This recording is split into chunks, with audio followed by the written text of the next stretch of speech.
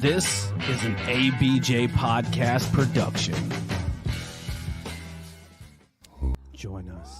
Would you kindly join us at the Cult of ABJ Discord community? We'll see you there. Join us.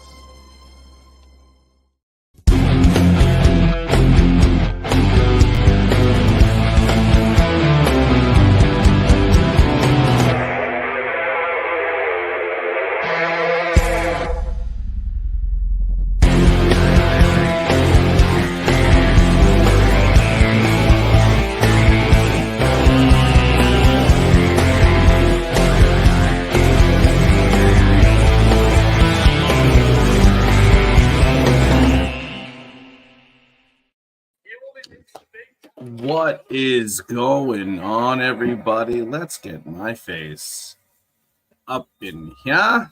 Oh, that's not the screen we want. This is, hey, everybody. One more thing before we start. Huge thank you over to our YouTube members, our World Champ Freak Maniac, and our Grand Slam Champ Raz for holding it down over there on the YouTube side. People dropped, people changed. It's all good. It happens. I completely get it. Plus, I don't even know what's accurate or not with that anyway, because the way everything's going on with the financials and everything and monetary stuff that is going on with YouTube kind of sucks, but it is what it is. But wanted to say a huge thank you to them. We have a whole bunch of other people. We are live. We're back. Hangout with ABJ. I am super late to the stream. I fell asleep. But it was sorry, I'm all tangled up here. Oh my God. It's like I feel like I'm trapped. It's fine. It's fine. It's too late. Why? What the hell is this? That's my old one. Oh, I was about to say it looks like it's brand new. So how's everybody doing? Welcome everybody to the stream. Sorry, I'm messing around. Greg in the chat. What's going on? Steven Chambers. Lily is here. Parm. Last week at wrestling. Anastasia. Tantalizing. Tony. El Capitina. Myth of Wrestling. With the Bray Wyatt promise. We'll talk about that soon. And Kai all hanging out. Thank you, everybody. It's been a while. We haven't been here in a minute, but I appreciate you all so much for coming to hang out. I've been trying to go live on Kick, and it's not working. I don't know what I'm doing wrong.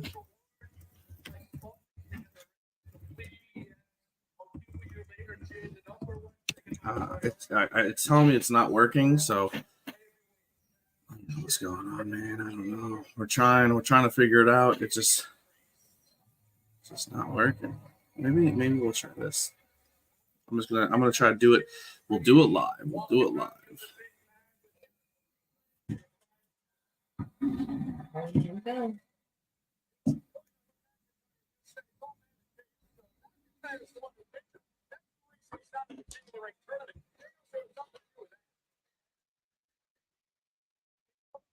I don't know what's happening.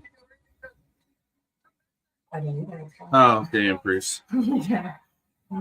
Sorry, I can't really hear it either. We had the TV super low because last time I tried to go live, it was saying everyone was saying the TV was too loud.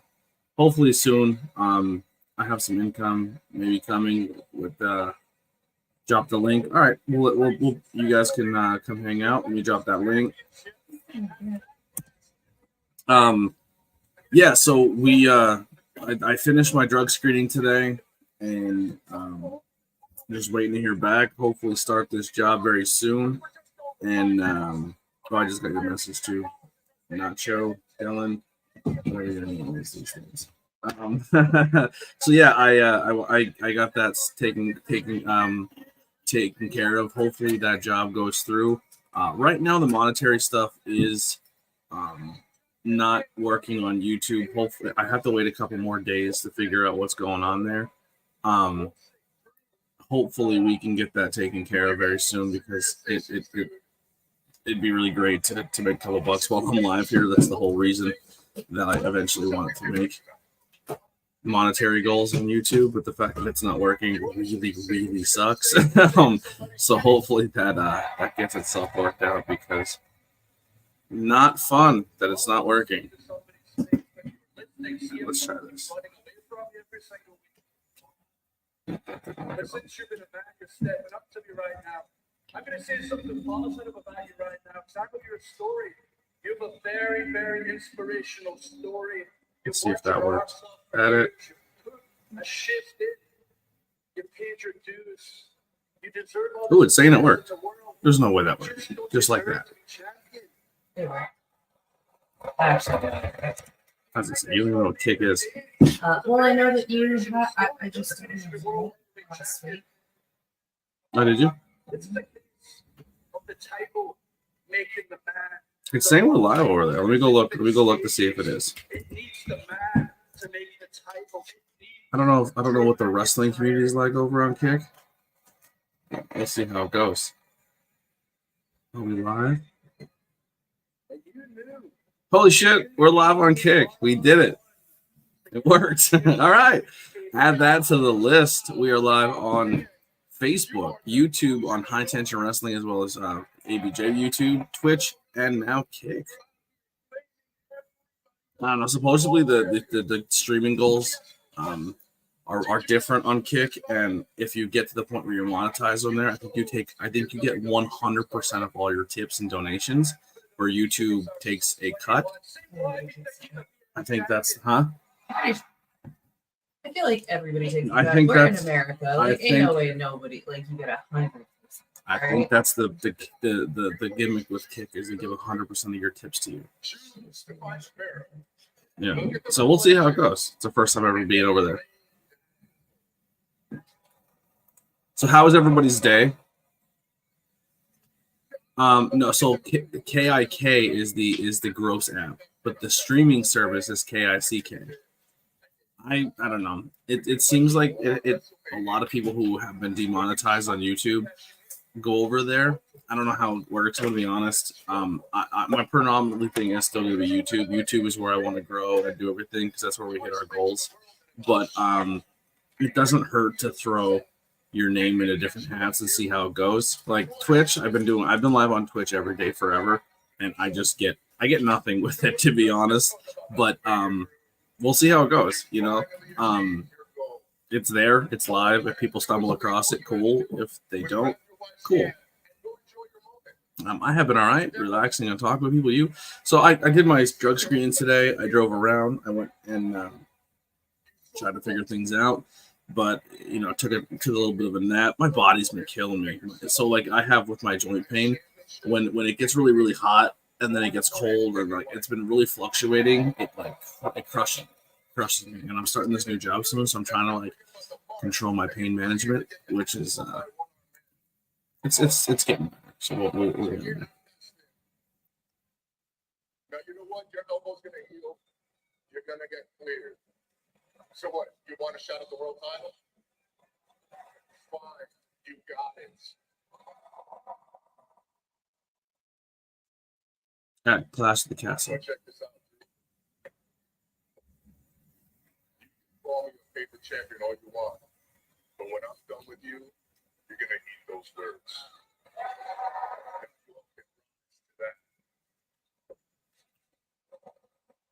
It's not official yet. We're still waiting for everything to go through, but we'll see. Fingers crossed. Let's hope we get it. I mean, I was offered it. I just don't know if I mean, anything can happen. I have a medical card, and most jobs don't care. And let's just see. Let's see how it goes. Just been tired between working this new show Mother's Day and we did a show on Mother's Day yesterday. It was we went and hung out. It was really fun. I'll tell you what, PPW. I'm sure we'll talk about it more on other platforms and content. I actually forgot to make a post. Let me make a post real quick. Lily helped me out today. All the new clips you're gonna see for the podcast were all made by Lily, which is pretty exciting. So you're gonna see Lily showcase a little bit here when I drop these new clips. The first one went today, so that should be airing very very soon. Fun fact about Bohemian Grove. How'd the test go? I hope I passed. I mean, I'm not gonna pass, but I passed, if that makes sense. Like, Obviously, nothing insane is going to be in my system, but the things that are supposed to be there are going to be there. It just comes down to whether or not they accept that. This people Yeah. employer accepts it. Because like although it is legal in the state of Pennsylvania, For medical there are reasons. still there are still. So I actually, it's funny because I actually worked at a place in Pennsylvania a few years ago. They were like, it was during the whole COVID thing, but the company is headquartered or is like based out of California. So this was 2022, going into 2023. And we still had to wear COVID masks because that's what was legal, or like that was the requirement in the state of California. You had to still wear a COVID mask, so everyone in the building still had to wear a COVID mask because it was in Pennsylvania. The headquarters was out of California, but a lot of regardless, a lot of employment opportunities out here, although it is legal in Pennsylvania, still just. Fortunate gap of why he's slightly concerned. We don't need two horror movie terms. Horror movies. We don't.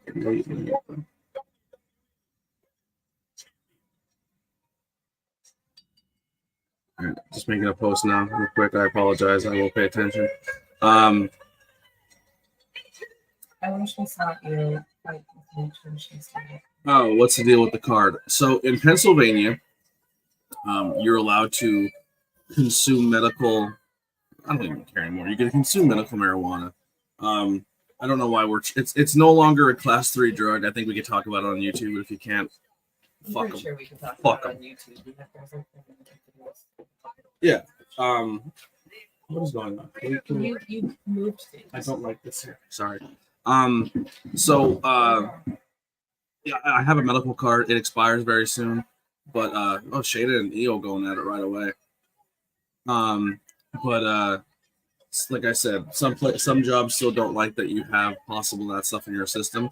But the card essentially says that you're not just it's in your system just because you do it. It's in your system because it's prescribed to you for medicine. Are they gonna scrap this match before it starts? Oh no, this is the creative way to go commercial. I wasn't eavesdropping. Yes, I was. You need Verizon. Sorry, give me 1 second. I'm trying to do like 14 things at once. Can you talk to the chat a little bit? So Kai said that Maxie and Baylor retweeted their birthday post towards him, and Rana Yadami liked a random tweet that she wasn't tagged in, so that was cool, but nothing else. That's fine. And Kai, being like one of the coolest Twitter posters. Stephen Chambers is in the chat. He asked, what did we miss in Raw so far? To be honest, Stephen, we were so late coming in. So, there was a promo for Damian and Drew. I didn't really hear what it said, except I guess they said that Damian accepts the challenge for the championship challenge. Yeah, and then now we're starting with EO versus Shayna Baszler. Nick said Shayna can never be in the finals because blood money events. Because blood money events? Is that like I don't know if that's the case.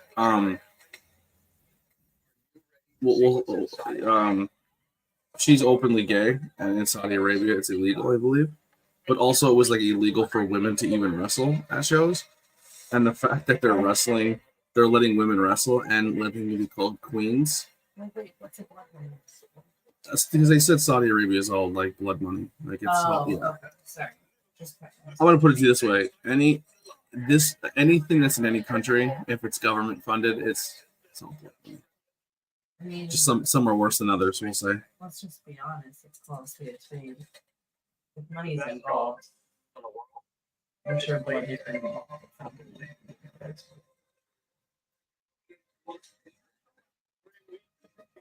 Yeah, I don't know.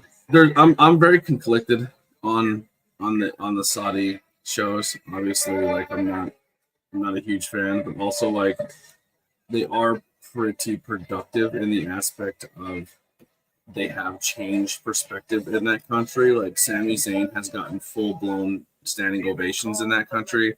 Women are now allowed to wrestle and compete. It is giving an outlet of pro wrestling to another group of younger generation and kids, and it's teaching them it is okay to see that stuff.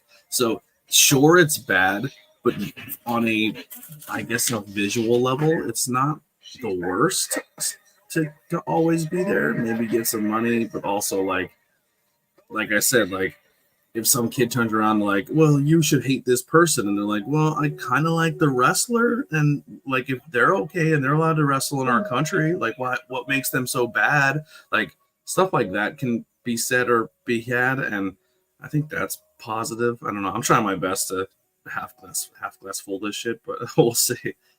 Sorry. I swear to God, I will get more involved in this stream. Just give me 1 second. I just want to get this post out.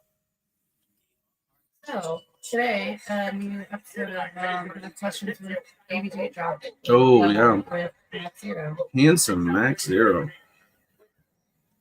Max Zero is demanding the Handsome release, like the Snyder cut, because there was a whole in between questions where he went on like a whole bit, and it was really fucking funny. So we'll see how that goes. Ooh, do we have a? No, it's not. It doesn't tell me. Ryan Box is in the chat. What's going on, Ryan? What's going on? Oh, it's getting a QR code just popped. I heard it go off. And also, just so everyone knows, yesterday was a very, very busy day, as was today. I started saying I stole the computer for a bit, and I'm just now looking at my calendar. The merch drop did not happen yet, so it means you have the 1 last day. Today is the day. Go get your ABJ 420 shirts. Go get your Dynasty shirts. Go get your Shorts. HTW shirts. There are shorts. There are shorts there. I actually changed it and added shorts to every. So there's like 15 different items you can do, and shorts are now an option. I was gonna get rid of hoodies, but I kind of Don't ever get rid of hoodies. like during the summer I was thinking about dropping it, but No. Well, I mean, are you gonna keep crop hoodies?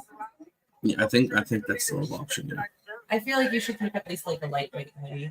Keep a lightweight hoodie and then keep the crop hoodie for the summer. At least you don't have to have everything. So the results are in for what's going to be available. I'm actually downloading the graphic now because I sucked today. I apologize. I did have the control of the computer. Quite a bit done today. He's saying we have one viewer over on Kick. It might just be me watching myself, but who knows? But we're on Kick. It's in the link tree. So if you guys want to go check that out and go subscribe to it, we'll be open. All right. So the new merch that'll be dropping post Raw. Actually, I'll give it to you tomorrow till tomorrow at noon. We'll give you an extra day.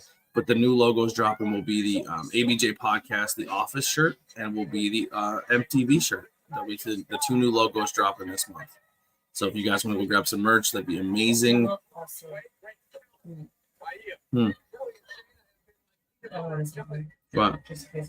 What? So I haven't done it yet.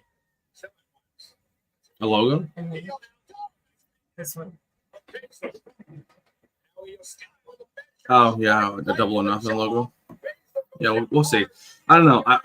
We've been doing the whole bit where we do a T-shirt for every pay-per-view, and I do love the idea, and I think it's a lot of fun. Also, I'm not saying this to sound like I'm guilt tripping anybody, because that's 100% what I'm not doing. I understand that. Listen, not everyone can support monetarily, and it's not something that is a make or break for me. But it doesn't make sense to have Lily keep making all these logos that are like more or less time sensitive logos because they're a pay-per-view style, and then they just don't sell. So I'm kind of holding off on pay-per-view T-shirts until we start making sales with other stuff. So that's kind of where we're at right now. Mick, What's going on, buddy? Crazy to see you here. Because when I was live on Tantalizing Tony, man, you roasted me, brother. You were very hatred to me, saying that why am I here? I'm a bum. It should be Ricky's show and not me. That's crazy. You're here, man. I'm just curious. I wonder if someone's feeding you that information to say you should be saying that stuff, or if you're actually standing on business. Because when you're here, you're really loving and supportive of me. But when I'm over on Tony's, you're very negative towards me and hostile, and you're very like, I love Ricky and hate Tony. Just wondering if that's more of you saying that, or if it's someone else telling you to say that. You don't have to answer. I know the answer, but regardless, Mick, I love you. Ricky, go fuck yourself. How about that? I'm not on Tantalizing Tony's show, so I don't have to be polite. Fuck that dude. Thanks for your money. And we're back, baby. Bitch.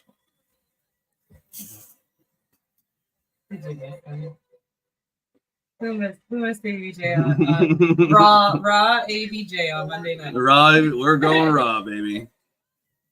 I was trying to find the link for the High Tension Network to let you guys know. All below. He is also streaming there as well. If anybody has a minute while we're on commercial break, go head over there, click on the same video that we're on already, and go like that. Come back. Yeah.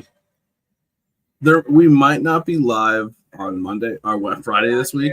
I might not be live Friday this week because I might go to a show and network a little bit now that I have cars and I can go places. A car. I have 4 wheels. There you go. So I might do that. All right, I'm gonna put it. Yeah. And then there are also some merchandise that I want to come out with. The reason is Ricky has been there the longest. It doesn't matter who's been there the longest. It comes down to who's more reliable, who was invited. So just because I was invited and he wasn't, he has been. I'm not going to get into why he's not on the show because it's not my show to make that call. But when I'm invited and I'm on there and I'm doing my thing, you don't have to be negative towards me. That dude has had numerous opportunities to be live on that show and he's chosen not to, or he just decides to come and go when he pleases. That's not conducive to good content. But just because he's been there longer doesn't mean you have to be ugly to me, Nick. I haven't been ugly to you. You DM me all the time and you're in my thing and you're saying very kind things and you're like, when are you going live, buddy? But then I'm live over there and you crap on me. And I don't think that's cool, buddy. I think that's kind of negative. And I think you should probably I know that he's messaged you saying to say all that stuff, and that's fine. But it just you got to be careful what you say to people. That sometimes it's not nice to be that kind of person. So you're saying you want to do merch on Mondays? No, hold on. I'm gonna bring in a guest real quick. Let's bring in from last week a wrestling podcast. Hey, buddy, what's going on, Dill? Buddy, how you doing? Half Red Durst thing going on here. I feel what you're doing. Yeah. How you doing? Is everything going?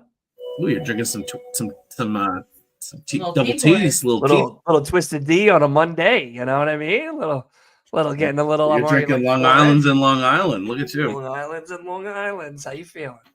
Good.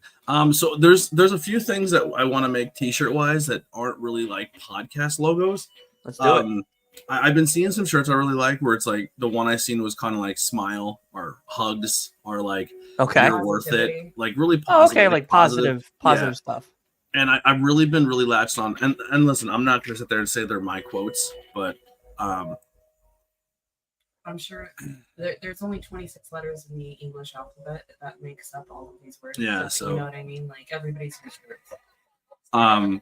You've been watching my YouTube channel, yes or no? I mean, if you have 3 views, I may or may not be one of them every time you go live. Yeah, Steve, I dropped the link. If you want it, you can jump in. Get on here, Steve. So, so I think the one we're gonna drop is just gonna say one more day, because I've been kind of like the one thing that I've been kind of going is if you're having a bad day, you're struggling, you want to quit, you want to be upset, you want to, you don't want to chase your dreams, just do it one more day, and the next day, if the answer is still no, or if you're kind of undecided, just go another day. Just take it one day at a time. You know what I mean? Just go one more day. So I think I'm gonna make that shirt that says one more day. We're gonna try to bring in a third guest here. Let's get it set Where up is he? because Where is he? we have a different situation here on the screen. Situation. Situations. I use words, man. I use words in dictionaries.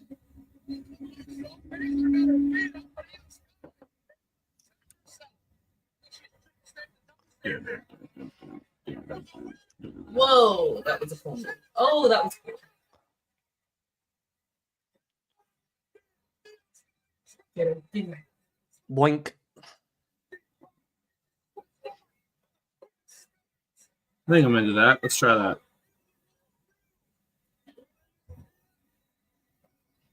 All right, and to the stage, Stephen Chambers. Stephen Chambers. Stephen Chambers. Dolphin.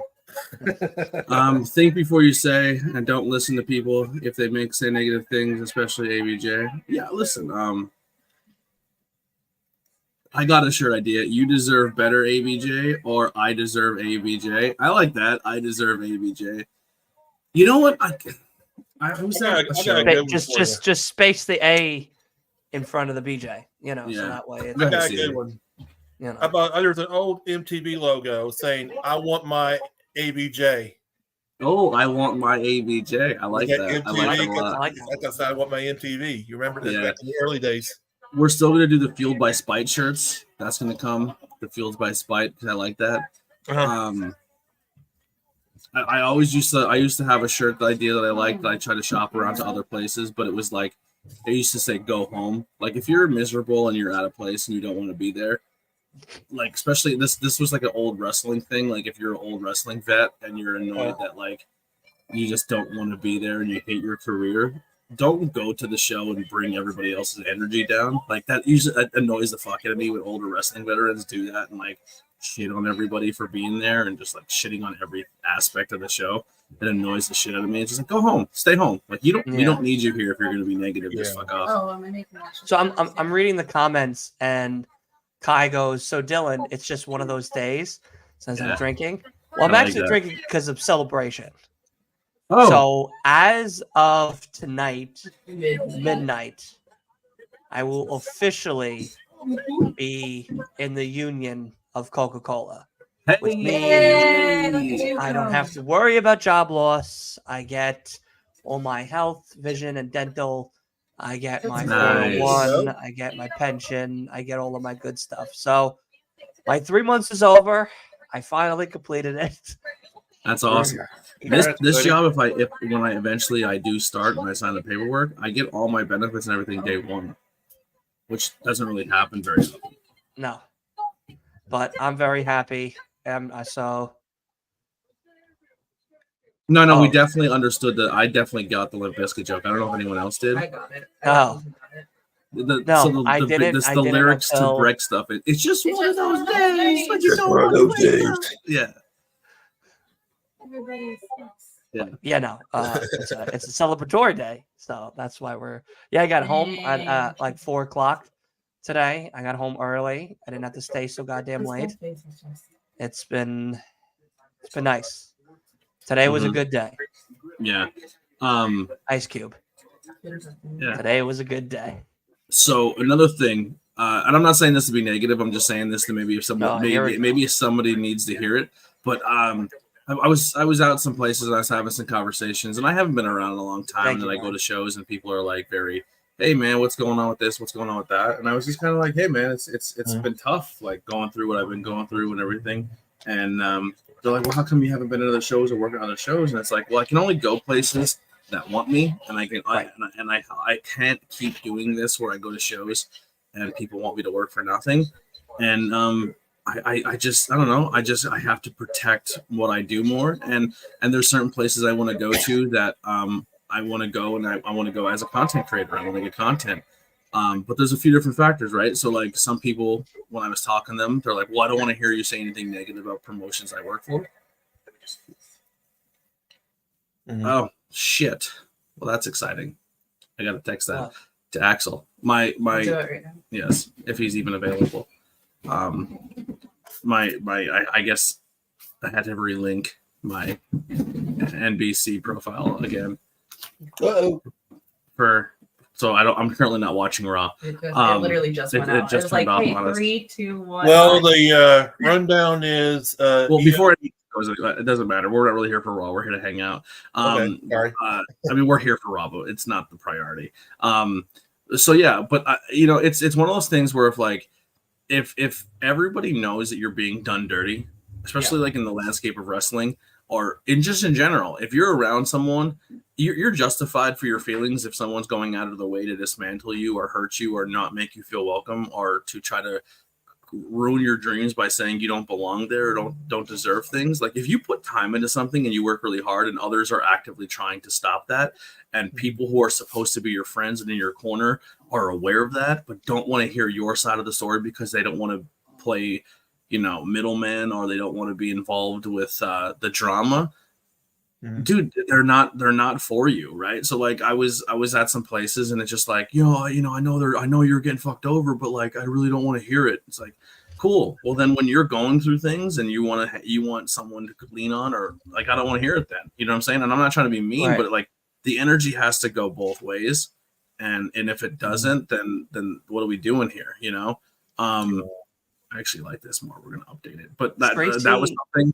And I was like upset by it, but then I'm like I'm not saying I'm not upset, but it's just at a point where it's just like I'm gonna conserve my emotions when it comes to certain things, because if to get mad about it is really not worth it. Like it's like what am I getting mad for? Like they're not gonna go home and give a shit about it, and you're the only one who's gonna sleep with that or lose sleep over that, and it's really not worth the energy to do that. So just focus on you, keep grinding. Once again, take it one more day, just keep going one more day, So that's kind of where I'm at with that. And then there was another aspect too, like I said, I just can't keep working for free and doing stuff. But then also some shows where I'm allowed to go and hang out, but I can't go and oh my god, it's fucking hilarious, Matthew Holland. You're such a dick. It's definitely such an insult, but this man has been following me on the channel. And now that he follows you, I'm assuming he thinks I'm Vader. And I watch your chat, and I see him come up with all these. Here, I can't do this, dude. Dylan, you're 100% Paul Bear, and that's kind of fucking funny. That's pretty fucking funny. That's a funny dig. He calls me fat. Someone called me. I think it was my good buddy Asa said that I look like the young, Paul Heyman. Okay. Yeah. When I had like my little bit of a longer hair and stuff. And then fucking Matt calls me Paul Bear. No, he also calls Wolf Ray Romano. No. Ray Romano. He calls Wolf Ray Romano, which is hilarious. Mm-hmm. Yeah. But speaking on what you're speaking on, ABJ, to kind of I actually didn't finish the thought real quick. I just wanted to say real fast. Sorry. Another thing that's happening, especially in my local area, is wrestling promoters. They want all these content creators to come in, and they want all these content creators to come do things. But it's kind of getting to a point where it's become very, very pay to play, and a lot of content creators are going in and they're buying sponsorships off promotions. But then a few of them have learned that we have more money to play with because we don't. Because we just have good incomes and we want the dream more than somebody else. So people are kind of pay locking other content creators from coming into shows and getting content where it's like, well, we're exclusive to this promotion because we paid to be exclusive. And then these wrestling promotions are like, well, you should come and hang out and be at this show. And it's like, well, what do you want? You want me to come in and then give you free advertisement, but I can't come in and get content and interview talent and do that because you want to only be exclusive to one person. Like I get you want the money because wrestling promotions are one thing, but it's just like, this is where I tell people too. So like example, and this is not like a cheap plug, but the links below for New Era, if anybody wants to buy a ticket to that show, I believe there is an ABJ logo, ABJ ticket link where you can go in and buy a ticket, or you can just write donation or send me a screenshot of the ticket so we know. But like, if I can turn around and just be like, listen, I'm not going to pay you money, but I can show you through my content that we're worth it. You know what I mean? Like, bro, I have a bunch of people. I sold 6 tickets and I'm a content guy, but I have people supporting your brand through my content who aren't even physically here. Or when it goes live on YouTube, people watch it, like it, comment, subscribe. But it's just like, it's really, really hard to be like, hey, like justify the fact that you want to be there and you want us to be there, but like we're not allowed to do anything everybody else because it's become very pay locked. And it's just like I'm always down to help people and make people succeed, and then those same people turn around and like lock everybody out by kind of doing business that way, and it kind of sucks, man. You know what I mean? Like that kind of like there's enough room for everybody, and if your goal is it comes down to is if your goal in the independent wrestling scene is to enhance for independent wrestling and get more eyes on independent wrestling and want more people to support independent wrestling, you locking out other journalists from doing that because you're willing to put money at a problem isn't really helping independent wrestling by getting more eyes on it. You're just kind of doing it selfishly, I think. This is my take. But yeah, so now that I have a car and I can travel and I can go from show to show, I'm excited, but also it bums me out that like I have to kind of leave my area and my bubble and most of the spots in my 570 area either because I'm not wanted or I don't want to work for certain promotions because some of them are kind of not my cup of tea, or the ones I would like to go to and support, I'm kind of pay locked out of it because other people are kind of like paying money to lock other people's from going in there and getting content. So it's a struggle. It's very, very hard. And then, that's kind of why I'm in the situation I'm into. I used to drive to other states to do wrestling, and I don't mind making them drive, but it's not easy on a car, especially when you're at a point as a content creator where you're not making money. The donations aren't coming in. The t-shirts aren't being sold. I don't have a table at these shows to make money to help me with gas money or if my car breaks down. So it's I'm at a point where now that I do have a vehicle and I can travel places, I have to kind of be selective. Like, do I go live on a Friday and go to a show, or do I go to, or do I not go live on a Friday and go support things and risk not making any money just so I can make network? Like it's a tough balance, if that makes sense. Right. Yeah. But I'm sorry, what you were saying. Yeah. And our Raw is back on, so huge thank you for helping us out with that, Axel. Well, go ahead. I'm sorry. No. Go. I was giving you a rundown.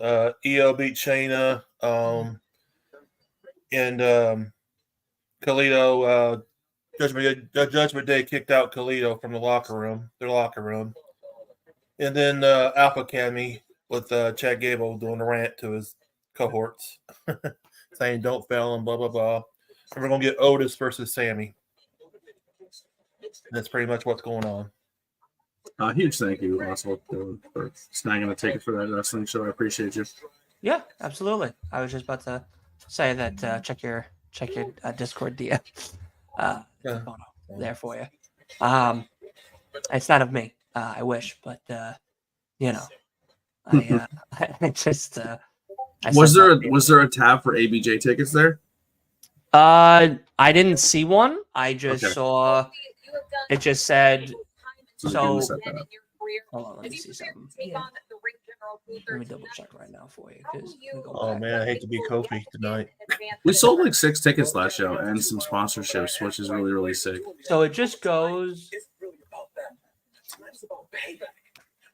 No, there's no anything that says ABJ or anything on there. It just takes you to the next rising thing, and then Steamtown, SmackDown, and everything. But yeah, man, listen, I love supporting the indie scene, especially getting into it late last year into early this year and stuff. And anything to help out that community and that business and stuff like that, I think is always great in a positive way, whether or not I show up to these shows or not. Having someone be able to now is more rewarding.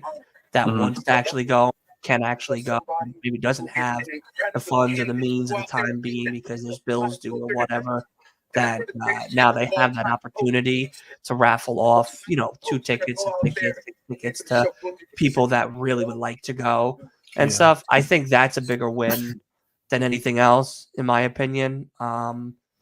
So I have no problem doing things like that. I know I've done it with a couple others for like other shows here, even in Long Island and whatnot. And it's cool. It's nice to be a part of that positive. No, they brought in Lillian Garcia.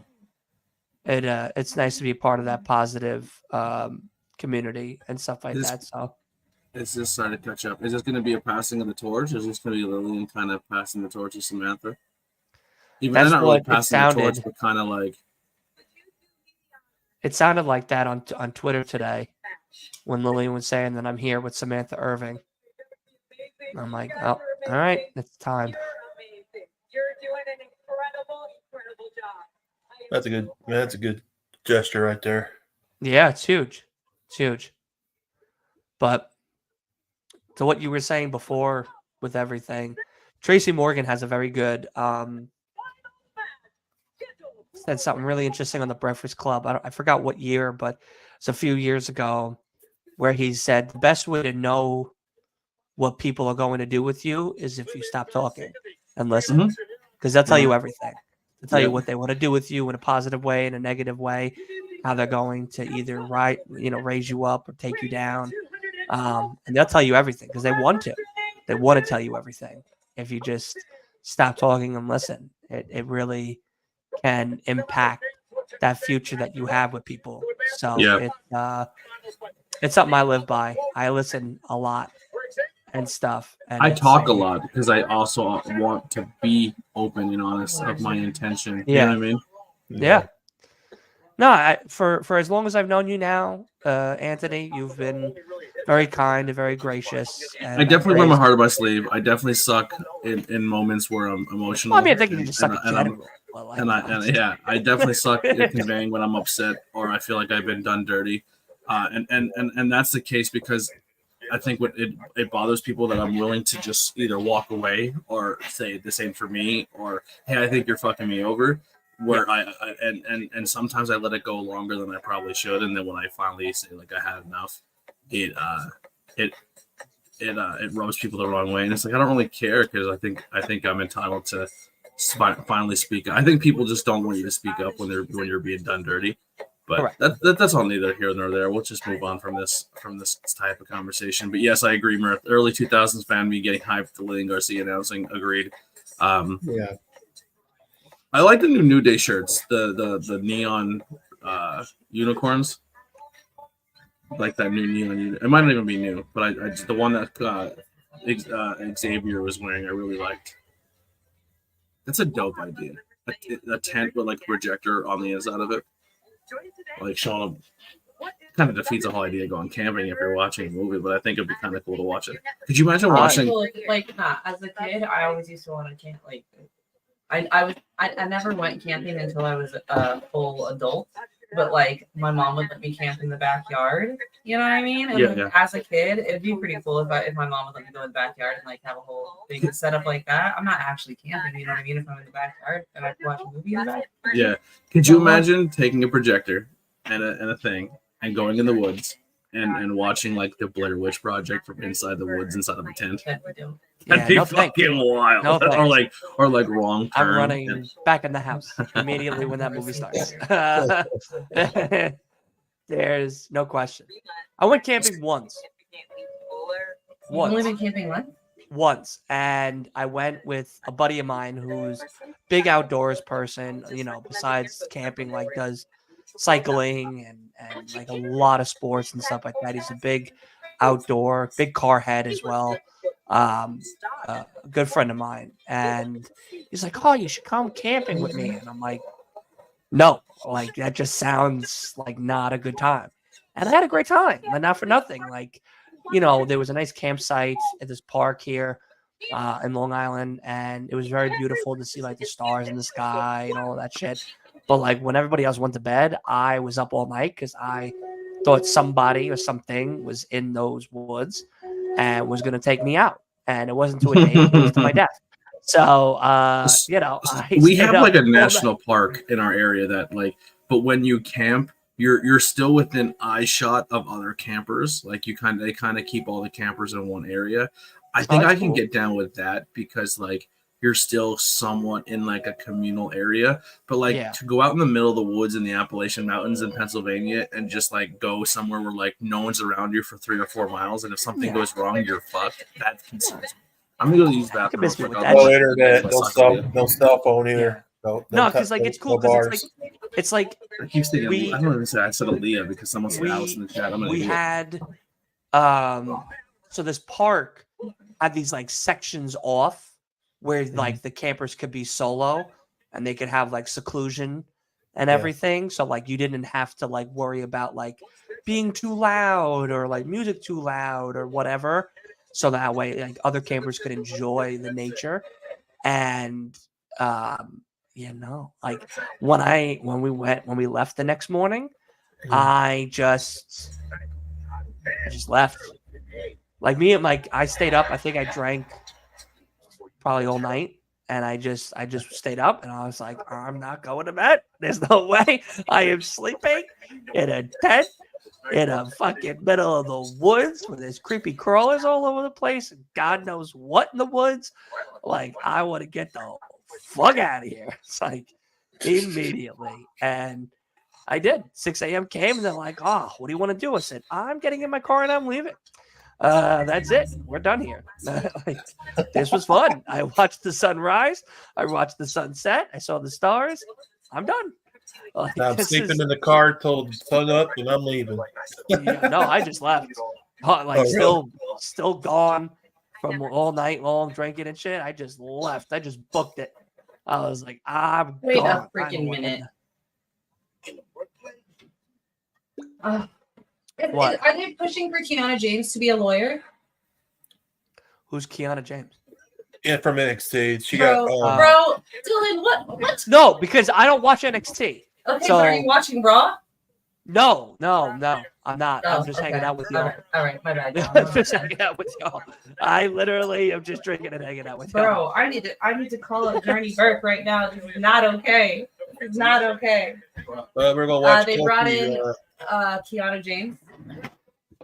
So they just did a promo with Miz and R-Truth and Adam Pearce, and R-Truth was talking to Adam Pearce, and Miz comes in and says, "Hey, you better talk to me before you put our titles on the line." And Adam Pearce says, "Don't worry, titles aren't on the line.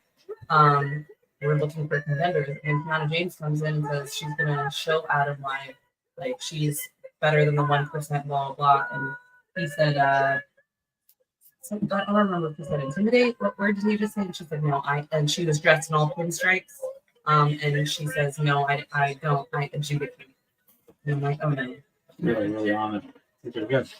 Okay. Well, Kofi's chest is about to be An hammered for me. adjudication is a legal term. So I'm like, wait a minute. I was talking to her at the show yesterday. I'm very proud of her. She's really finding her own. Kiana James. No, Journey Burke. That's okay. Yeah. Journey's really like. I kind of was talking to her about it. She's like, a lot of people say like you take your character and turn to 11. She goes, I agree but disagree, but like, yeah, but she's definitely like, I don't know, she's finding herself. Her crowd work has gotten so much better. She's getting smoother in the ring. Like, she works so hard. Like, she doesn't know how many matches she had this year, but she's doing like 2 or 3 matches every single weekend, and that's super dope for her. Like, she's working super hard. It's working. Like, even with Junie, like Junie's really finding himself too. Do you know what I got to watch? You think somebody will pick her up? Like I don't know. We'll see. We'll see. Alice, you are honestly video, and you're not going to say anything, and that's the reason why. I don't see, Mick. I don't know what you want me to say. I don't know what you mean by your statement. So, or what you're referring to. So I got to talk to. We don't know what you're getting at, Nick. Go ahead. Look. If y'all haven't listened to ABJ's interview with Judy, first of all, anything's possible through the power of ABJ. But secondly, he talks about in his interview with you about the notebook he keeps. Yeah, that's a wrestling trope. A lot of wrestlers do that. I actually got to watch him bring his book out yesterday, and like I wasn't reading it or anything, but he has it numbered. He has the whole bunch of numbers already out there. He's on almost at 200 already, and we're in May. Mm-hmm. For the year. I don't know if it's for the year or if it's for or total matches. I feel like it's got to be more. He's hit over 200 matches. I think he's 200 on his career. I don't know if he did 200 in 1 year already. If he has, that's fucking insane. It's been ever. Yeah. Kofi's got to be about 45 at least. Yeah. If anybody else wants to jump in, like I said, the link is there. Our debut stream on Kick. I don't think we have any viewers, but if you are, if you do use Kick, please head over there, hit us up with a subscribe. Same with Twitch or anything like that. Facebook over on YouTube, we're at like 700. The ABJ page is at like 700 followers. So if you guys on Facebook want to invite some people, invite your friends list, help grow the community, that'd be fantastic. The more platforms we can keep growing on, the better. Instagram, Twitter, the whole nine. Kofi's 42. That's nuts. Just kind of, I was hearing before I went live. I stopped over to say hi to Tony. Tony said starting in June, he's no longer doing watch-alongs. He's going to do post shows. Oh wow, really? Yeah. So, well, I get it, man. It's a lot. It's a lot to do live streams for 3-4 hours a clip every single night for watch-alongs. That's why I don't like. That's why I do it differently. I know some people probably come and they don't like my style because I don't like. I'm not doing a play-by-play of what you guys are hopefully already watching. Like, I kind of talk about the match or just generalize what we're talking about, and the rest of the hangout is just us chatting about like other stuff, if that makes sense. Like, it's a hangout. Yeah. Like, when you're at a party and you're at a bunch of people's house watching wrestling, are you guys just the entire time talking only thing wrestling, or are you guys talking about other things as well? And that's what I try to replicate. But yeah. Is he doing pay-per-views, watch-alongs only on pay-per-views? What's that? Is he going to do watch-alongs on pay-per-views? I'm not sure.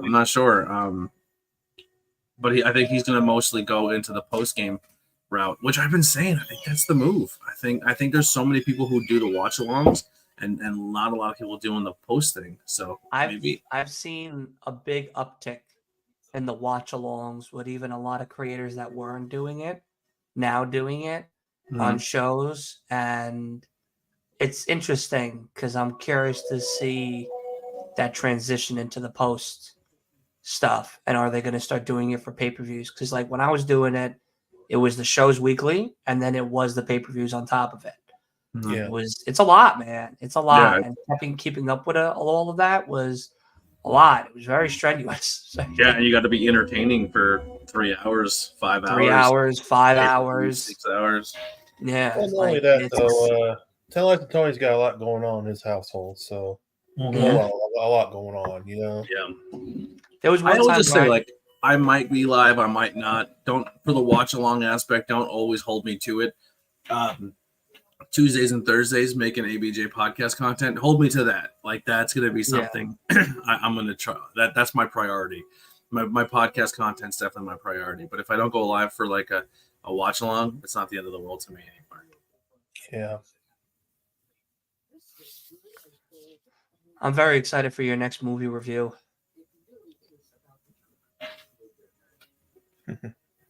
Which one? Lighthouse? Yeah. Yeah, with abs. Well, that's the only one. So I do have an opening on the 16th. I'm still waiting to hear back from a few people to see who's going to take it, or if the guest itself is going to take it. But they kind of been leading me Thursday? on. Yeah, they've been I kind got of a leading me suggestion. on red, so it's kind of hard to have them booked if they haven't even sent me their links or their photos they want. What's the I got a movie? suggestion. Has BP seen Iron Claw yet? It's on the Max. Yeah. So we're actually we were both so tired after the show yesterday. We didn't do a tornado tag. But when we come back for tornado tag, I believe we're gonna do another independent wrestling draft. So that's gonna be this weekend, this Sunday, and then the following we're gonna do an old show he wants to review, and then the next one after that. So 3 weeks from now, we're gonna do an Iron Claw review for tornado tag. What's Thursday's episode? What's the movie? I don't know yet. I'm still figuring it out. When's the Lighthouse one? Next Tuesday. Next Tuesday. That's next Tuesday. Yeah. I might honestly, if no one takes it, I might just go live. Go ahead. I mean, it's Mental Health Awareness Month, and I feel like that would be something I would go for. Nobody gives a fuck about my mental I health. wasn't talking about your mental They health. don't know. Why does everything have to be about you? Oh, I know if you want me your to talk show about it, or it's going to be whatever, but I mean, me like, talking no. about my struggles. I don't like. No, I can only don't speak like for that, but I myself mean, when it like, comes to mental health. it's not really- But I'm gonna be honest. I'm gonna keep it a fucking buck. I think majority of people are a lot. I think a lot of times when people talk about mental health, they only talk about mental health with people they actually give a shit about. And I think other people's stuff, it's kind of like, well, I have too much going on. I don't really give it. Like they want to say they're there, but not everybody is, and that's fine because everyone's going through their own shit as well. But it's just like, I don't know. I think it's great to bring awareness, but I think 80% of the people in the world are just too concerned about themselves than they are other people. Yeah. Can I throw my hat in the race for the Lighthouse review? Because I'm willing to watch it for the 5th time. Oh, well, I really Lighthouse like the will movie. it's going to be the pro wrestler Abs will be joining. Oh! You already have somebody. I That apologize. one's a guest. I thought that was open still. No, the next 2 Thursdays are supposed to be interviews with people, but I haven't gotten in their photos information. I've DM'd them 3 times and they haven't responded. So Yeah. I've kind of You can interview me if you want. I mean, Unfortunately, I'm not given that up. interesting. well, You know, you're not making content right now. What are we going to promote? I know I haven't made any content in over. We can do a review well if you over a want month. a movie review. Is there a movie you want to watch? I mean, I saw Iron Claw already. I saw The Lighthouse already. And you're still waiting on Saw and everything. I know that. Yeah, Saw might be on a hiatus for a little bit. There's some Eddie's movies. I mean, if you have, listen, I have tomorrow off. I have tomorrow off. It's not responding.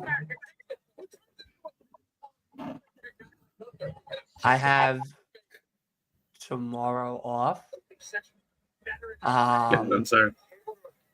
Yeah. Well, tomorrow I have a review that I've literally tried to listen to the entire album 3 times now. I get halfway through and I just peter out, and I feel like the album's taking like a week to fucking listen to. It seems like What album? There's like 20 fucking songs on it. Taylor Swift, 1989. I make it to like 14 songs. And I'm like, I'm not even. I'm just hitting the halfway mark. Like, how many fucking songs are gonna sound and have the same fucking meaning every shit. single? It's spoiler alert for the review. Sorry, Swifties, but it's fucking some albums I can just listen to straight through, and sometimes it's like fucking Jesus Christ. Give me a change up a little bit. Well, what movies have you wanted to review that you haven't found anybody for? The only ones on my list that I haven't no one picked yet that I want to watch is Black Phone, but I'm open to anything. Night Swim's on Peacock. Yeah, I heard it's terrible though. Really? Yeah, I heard think I haven't watched it though. I I think mean, there's the a lot. Monsters, I haven't really consumed movies in a minute.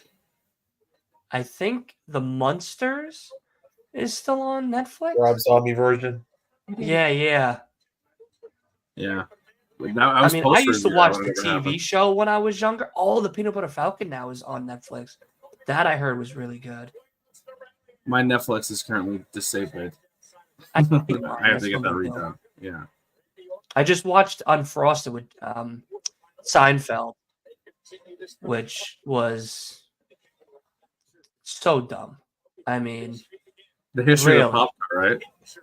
yeah, like they had everybody in their mother in that fucking movie, and it is still on Netflix. I'm All right. live. I woke up late. I'm gonna eat after. Could you chill? I'm just asking. You come up screaming like I do things here. You were supposed to get ICs for soup. Yeah, I was asleep. Sorry. Good question. Do you have an extra mouse? I do not. Or can I borrow your mouse?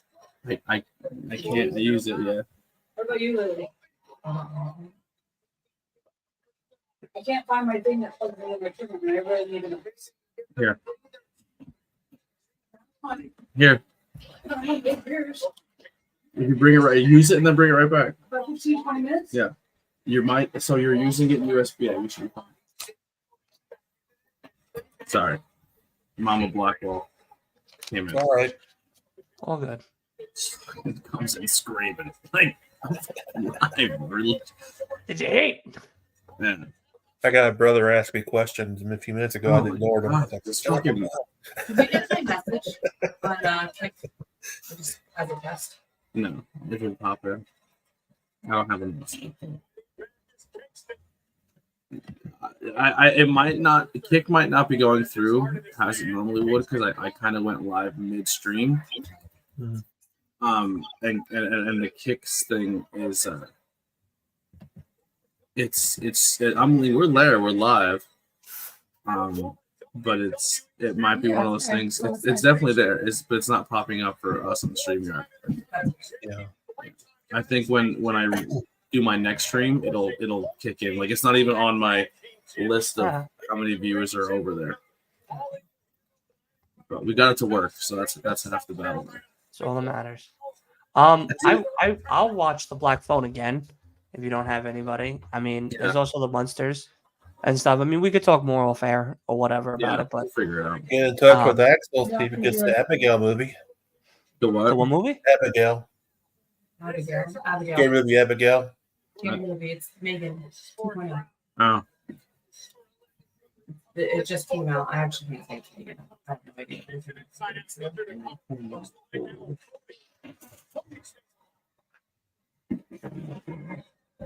Not cool. What do you have not cool? We have one human. You have four and one as well. Yeah, so pretty much the next 3 episodes are all not cool high schools. So you are derailing the fuck out of me. Like, I'm sorry. The next 3 episodes that I'm doing content-wise that are not interviews are all not cool in high school reviews. So if I do something on the 2 days that I don't have anything scheduled, it might be not cool in high school horror, but we'll see. I've been kind of leaning more on the horror than the not cool in high school, so we'll see how it goes. And that's what I was trying to say. Is all you have left is not cool in high school horror. You haven't done any of it. I'm aware, but like you got to let me finish my thought before you intrude in.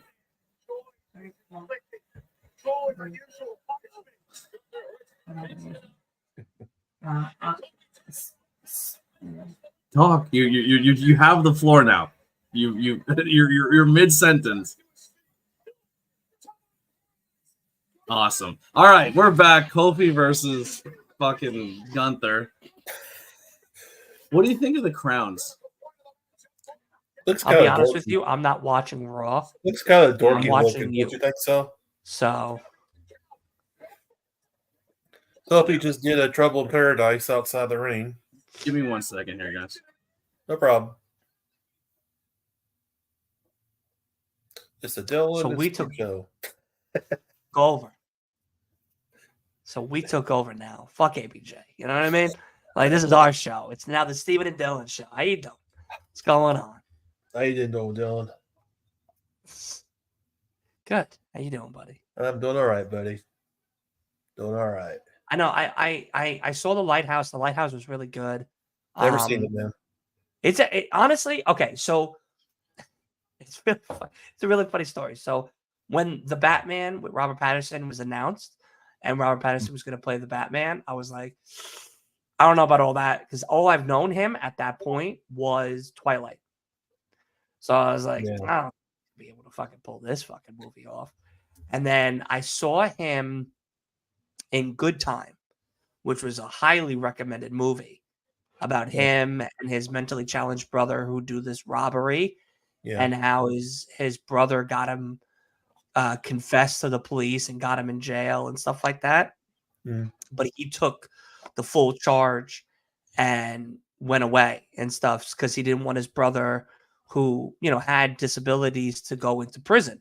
He needed somebody to be able to walk him through life and everything and be side by side with him. But anyway, I saw that movie and I was like, oh shit, Patterson can act. Then I saw something with an elephant. It's called, I don't remember the name now. And I thought that was really good by him. And then I was like, oh, now he's doing a movie with Willem Dafoe in called The Lighthouse. I'm talking to Steven about how when I didn't know if Robert Pattinson could pull off Batman. Oh yeah. It's a very year one Batman, but I thought it was a decent Batman. Yeah, I exactly. thought And they tackled more of the detective. They showed early Batman without making him look too weak, and they didn't dive Correct. into an origin story, which I don't think we ever need the origin story of Bruce Wayne ever again. yeah, I think they're like doing a I, sequel. I didn't know Blackwell. I didn't know if Patterson could portray a good Bruce Wayne or Batman because I've never seen him in a serious role except for Twilight. But then I saw him in that movie Good Time, and I thought that was really good acting. And then I saw It's Water for Elephants. That's what you're Water talking for Elephants. Thank you. I was like, Great. there's an It's elephant great. movie that he did with the elephant is in the about. title, The Free and I State. thought that one was really good with him as well.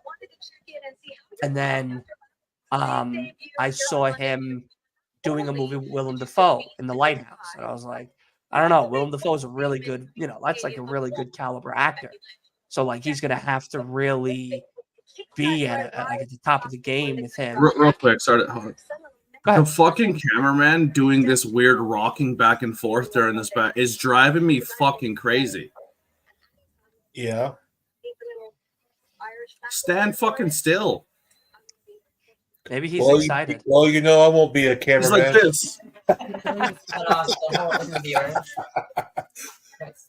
The cameraman won't be my job. Maybe my guy. But I feel like they cut her off a lot on screen because she interviews a lot of like taller male talent. I mean, like they keep literally cutting her off the screen. Yeah, it just the bouncing was driving me fucking bananas. But yeah, no, I'm sorry. oh no, you're good, bro. So yeah, then I saw the movie The Lighthouse with him and Defoe, and I was like, he's gonna be a really good Batman. Like after seeing this movie, like he could actually act, not do this whole like, oh, love story. I'm a vampire, and I love this like, regular human woman Twilight bullshit. And I'm like, all right, cool. I felt the same way about Daniel Radcliffe when I seen him in Horns and The Woman in Black. Horns was amazing. Yeah. Horns. When I seen him in I seen him in Woman in Black first, and then I seen him in Horns, and I was like, "Yo, this kid's good. Like he's more than just Harry Potter." I didn't see him in that one. I wanted to because I heard that one was good, but Horns was very interesting. And then that's the one where he's on that island, right? Or is that a different No, movie? Horns is where he's like possessed. He's growing into the devil horns. Okay, so there's another movie. There's another movie where he is on this island and everything, and he has to make a choice of, I think it's like, unaliving his friend or something, or saving himself or whatnot. I could be mixing up the plots, but that one I thought was really good. I saw that, I think, on Netflix, and I thought that one was really good by Radcliffe. Your And plot then, is very similar to Horns, but the other one that I think you're talking about, because I've watched a lot of his filmographies. Okay. But there's the Swiss Army Buddy or Swiss Army Man, something like that. Okay, I think that's the one I'm talking about. And then the other one that, I won't say that you were talking about necessarily, but another good one to watch from him if you like more of the dramatic stuff that he does, is A Young Doctor's Notebook. Or A Young Doctor's Journal. I think that's also on YouTube. It's only it's a mini series, but it's back and forth of him. I can't remember. John Hamm, is that his name? Plays the older version of him, and it's going back to mid Cold War in Russia. And he's a doctor in Russia, and it's crazy. It's an amazing little docu-series that they do. I don't know if docu-series is right. You know what movie? We have a commercial quick about an eye disease, the thyroid disease. And when I look at someone who has really bloodshot eyes, or their eyes look like they're uncomfortable, it makes my eyes water. Yeah. Oh yeah. The whole time watching a commercial, I'm like, you don't look at someone else as having eye issues that doesn't make your eyes water. No. That's a thing for me. Bad. I don't know why. I just feel bad for that person. I'm I look at it, I'm like this. I start squinting. I'm like, I'm sorry, it's not you. It's like I'm looking directly into the sun. Like if I look at someone who has a fucked up eye, I'm like, oh my god, I can't look at Oh, you. Jesus, my eyes are turning into your eyes, dude. My god, that's what I feel like. You're spreading the disease. But no, there's a really interesting movie. I don't know if you're into historical biopic picks at all. I'm into everything. Napoleon with Joaquin Phoenix. It's on Apple TV, and it's long, and there's a lot. It's a lot of slow moments because there's a lot of historical factors. But there's one part of the movie that genuinely makes me laugh, like genuinely, like out loud laugh. So there's a scene where these two kings in these different countries get together, and it's like, oh, we're gonna take out Napoleon. You know, like he ain't gonna see this shit coming. You know, like we got 40,000 men. We're gonna fucking annihilate him. There's no chance. So he goes and Napoleon, and he goes there like a day early and sets up. So no one knows that this is happening. He and all of his men set up, and they set up to where that they corner all of these vantage points. So when these guys are coming at them, they have to go on this frozen lake that's thin ice, but it's covered in snow. So when this war starts happening, they finally get them, and they're retreating onto the lake. And all of them are just getting bombed and breaking the lake apart. So all 40,000 of these men just start drowning and dying, the horses and everything. So the next day, one of the guys from that meeting comes to Napoleon, and Napoleon's like, oh, King Henry didn't come to join you? He's a little upset because you killed 40,000 of his men right now.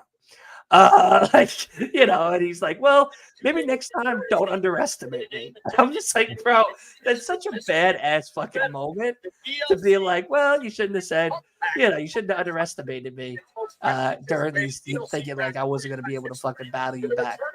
ECW Pack drops this Wednesday. It's going to have Terry Funk, Sandman, CM Punk returning to the WWE video game in a very long time, and the Dudley Boys. Oh, that's cool. All right. So if you have 2K24, there you go. Yeah. I find that funny. All about the money. How about way too many country PLEs? Listen, man, it's always about the money at the end of the day. Yep. Yeah. No, I just find that part of the movie really funny. It's just the way that whole scene to scene to scene is delivered is really fucking comical. But no, Napoleon, I like to hear what you think of that, because like I said, it's a very interesting movie. Died because of a stomach ulcer. I didn't know that. Interesting. That's how he passed, and I'm like, I actually found something out interesting movie wise is that the Bear Jew in Inglourious Bastards was written for and was supposed to be played by Adam Sandler. Really? He wasn't able to do the movie because he had something else going on, and then Eli Roth got it. But it was initially supposed to be Adam Sandler to play the Bear Jew in Inglourious Bastards. So another piece of content. Go ahead.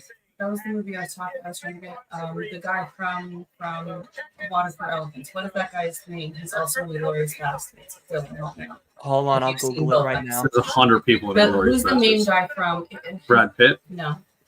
He's Christoph something. Oh, Christoph. I can't say his whole name, but the guy who is the Jew hunter. The bad guy. I've only watched the first 5 minutes of Inglourious Bastards. Okay, bad. But yeah, he's Christoph Waltz. Yeah, I think there's a movie by him too that I think would be a cool one for you to watch. It's more about stealing people's thoughts or ideas and such, but it's called Big Eyes. I don't know if you've ever seen it. It's with him and Amy Adams, and it's a real life story about this woman that used to just paint these little kids with big eyes, and her husband would take credit of it and was selling them, saying he made all of this. That's a crazy movie. It's plot twist after plot twist. That was really cool. There may be new way, like when I do movies solo, there might be other versions of how I do here it is. Not Cool in High School or Not Cool in High School Horror, where they may not be so much podcast related and they may be more YouTube content related. So you may see some things pop up on YouTube that are going to be more YouTube video inspired and not so much podcast inspired. So just want to give a heads up on that because like there might be some ways that I'm thinking of doing movie review content that so much won't be podcast format where we talk, or it won't be, you know what I mean? It'll be edited differently, but I don't think it would be conducive to a podcast. So, like, I might just put a movie on and kind of have my GoPro recording and then just randomly like talk to the camera when I have like a point I want to make, or like how I normally where I would sit and take a note for a movie, I would like give a reaction of what I'm seeing type deal. You know what I mean? I'll be honest, those certain moments of that content could be really good for TikTok. Yeah. This could be a really great way to draw people in to watching the full video and stuff when you're marketing it on social media and stuff. I don't know if it's because I'm half paying attention and I'm trying to still find my flow coming back to watching live streams again. But I feel like last Raw was good. Like, obviously, there was some matches that I feel like were really disappointing that I wanted to see, like Ray versus Kofi not being on TV is such a disservice, like to your brand. I agree. And then I thought SmackDown was really good. I thought SmackDown like did a really good job of doing promo, but showcasing more matches than anything. And then it's only 9:19, and I feel like we've flown through matches, and I feel like none of the matches really felt like they were meaningful yet. Like Bronson just squashed Tozawa. Gunther versus Kofi was good, but it wasn't like it wasn't like as good as some of the other matches were last week. Like I feel like the match quality hasn't been as strong as the tournament progresses. Like that the only matches was 2 of those matches. What happened at the beginning of the Raw? I missed the first about 15 minutes of it. Promo between Damian Priest and Drew McIntyre. Does everybody see how Bailey is laying in bed with like one eye glued to the back of my head, looking at me, waiting for me to go back into bed? I can't see the eyes. I just see him like let's see them laying there. He's like glued. Her eyeball is glued to the back of my head. Like, listen, fucker, if you're not getting into bed soon and I miss my bedtime again, I'm gonna be really pissed. Because she gets upset. Like, I'm not gonna lie to you. This dog is like a prima donna. She has a certain bedtime that she has to follow, and it's just like hilarious. I hate how they're moving so much during these promos. Like close in, close out, back around, like spin around, go left, go right. Like it's too much movement now. I wonder if the cameraman really has to go to the bathroom and they're just like, go film the next one. Go film the next one. He's like, you know, like I know you're trying to do things differently and give it more cinematic, but you're moving too much and too drastically. Yeah. So we're getting Jesus Christ! Like they're literally like all over. What's worse, the cameraman now or AEW's cameraman? Holy The fuck! cameraman now for sure. Because the promo you're trying to pay attention, but you're getting fucking motion sickness. Literally, it's like Is the cameraman drunk? They're like keep going back and forth like this. I had Why have a backstage beers interview if you're trying to beforehand. get them out of the scene every 30 seconds? I had too many Twisted T's with Twisted D before. That's what it looks like. doing They're the show. drunk. Like, Sorry, if I guys, would've I watched fucked that up on the an cameraman independent wrestling tonight. show, and I would have Guess seen someone's the way not they did those Irish promos, enough. I'd fucking turn it off. Yeah. Guess someone's not Irish enough to be able to do their work and be drunk at the same time. You know what I mean? Wow. Let me know if anyone in the chat disagrees or if they like the way that looks. It drives me crazy so far. How you liking Far Cry 6? You still enjoying it? Yeah, I'm doing a lot of just kind of walking around and unlocking and getting open on all the chests and unlocking everything and not doing so much of the story. Like I'm kind of going around and like getting rid of all the bases and all the like anti-aircraft and stuff like that, and I'm not really doing a lot of the story aspect. Okay. But I'm having fun with it. All right. Yeah, I still have that installed, and then I've been playing Destiny 2 like a crazy man. How you liking it? Oh, dude, I love it so much. I really do. Like, I thought with being so far behind, I wouldn't care enough to try to educate myself on where we're at. But what's really cool is they have this on the map itself, like where there's all the planets. There's a little section here where you could do the campaign, and then there's certain parts of the campaign that you can replay, and then there's certain parts of these like mini parts of the campaign that you can read and understand like where you're at.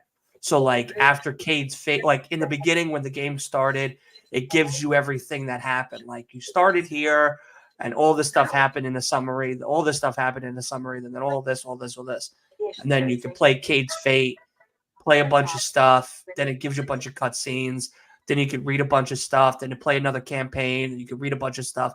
And I enjoy that honestly because now like I feel like I'm more up to date with what's going on. And then I can do a lot more like the raids and getting a lot of like exotic loot and gear and better weapons and stuff like that.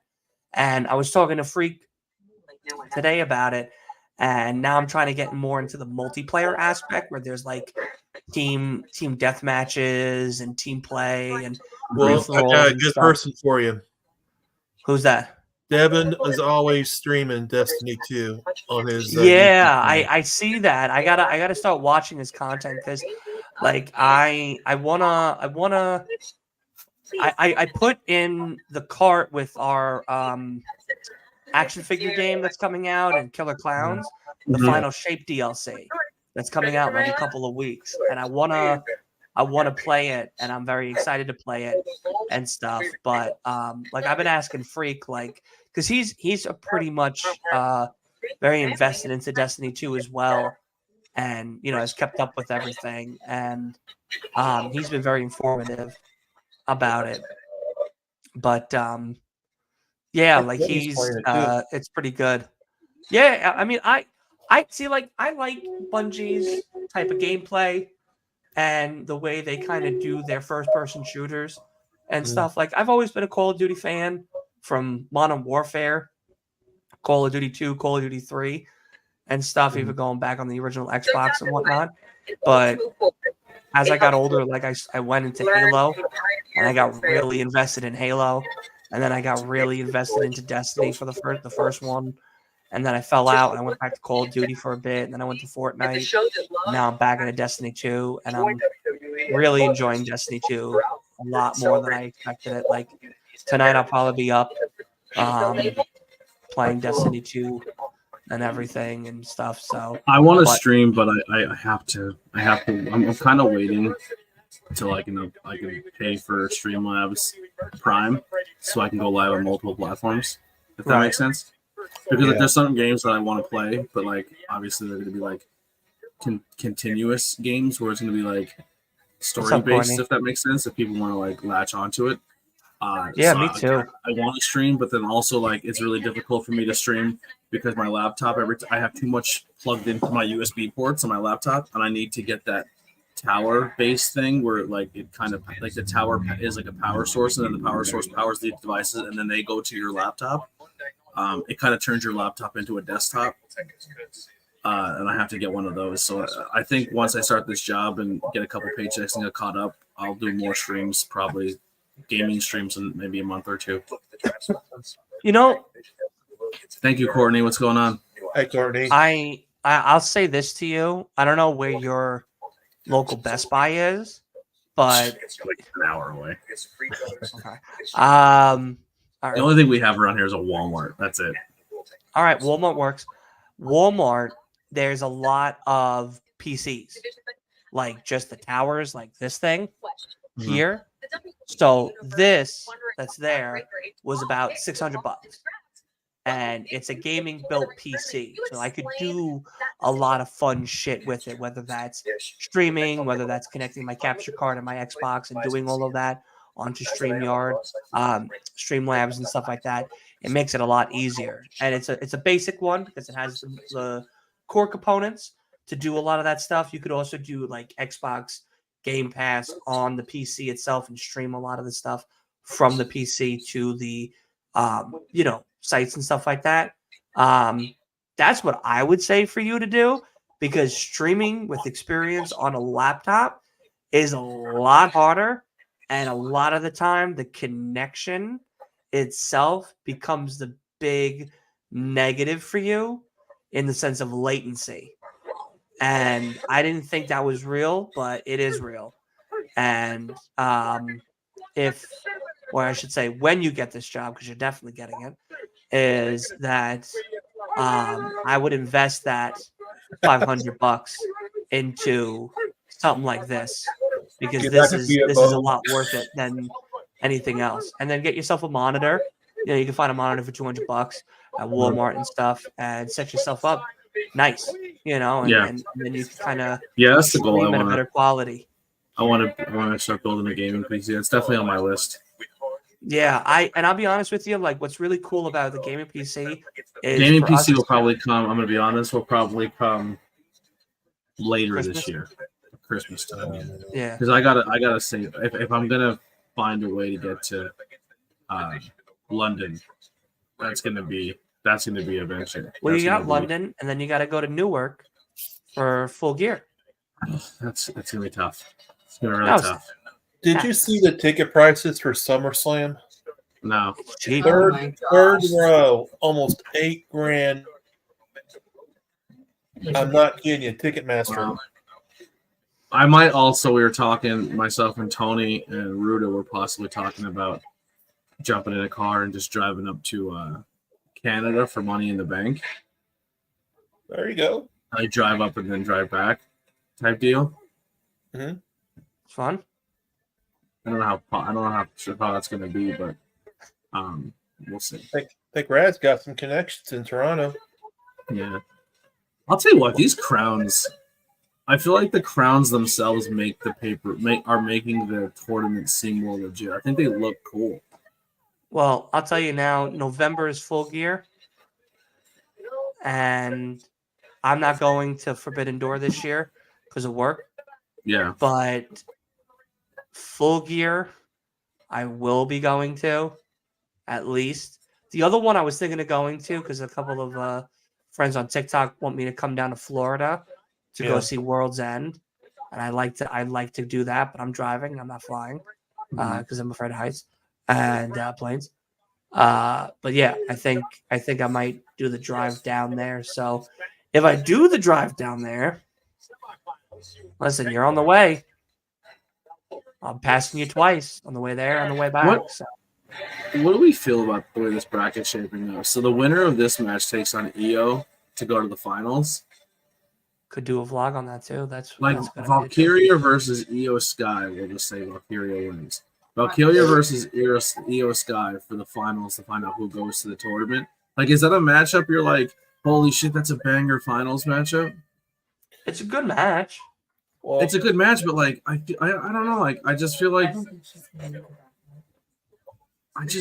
fucking like they don't give them enough time. The match structure for me is just not there when that women get on weekly television. Like, I don't know. I think we might see Bird Lady and EO in the final. Do I think she's going to beat Zoe Starks? You think she's going to beat Zoe Starks? I do. No way. I think she's the fresh new call-up. I don't think she loses. You think they have They're pushing her to the moon because she's a former NXT Women's Champion. They're pushing her to the moon. Yeah, I don't think she gets called up to lose Zoe it. Starks, like, They've had Zoe Starks forever, and they don't use her. They just, I mean, obviously she made it this far, right? They got her into the second round, which is more than they've usually given her. Yeah, but she's always going to be second fiddle because she's always going to be a brute force that makes the other person look good. But she's not someone who I feel feels like they're going to put the strap on right away. Yeah. Well, it looked like for the SmackDown side, we might get Jade versus Bianca. Steven, do me a favor on because fucking Jake going ham in the Discord. My apologies, buddy. You're good. Go to your settings on your thing and just enter streaming mode so it doesn't ping on you. Okay. So on your desktop, go to the little cog in the bottom left corner. Go where it says user settings. In the user settings, and then there's going to be under. Okay. Under app settings, it's going to be user settings, building settings, app settings, and then it's going to say streamer mode. and then you're gonna hit enable streamer mode. Okay. I'm gonna hop off for a second if you want to take down my camera for a minute. Okay. I'm gonna step out for a second, all right? Yep. Yeah, fucking Jake lighten because you're in like 500 fucking discords and Jake lights every single one of them up with the same shit. I'm on 500 though, but yeah. I'll say I'm on the apps part. So where is it again now? All right, so scroll down where it says app settings, and there's going to be a little tab that says streamer mode. Okay. It should say appearance, accessibility, voice and video, chat, notifications, key bindings, language, window settings, streamer mode.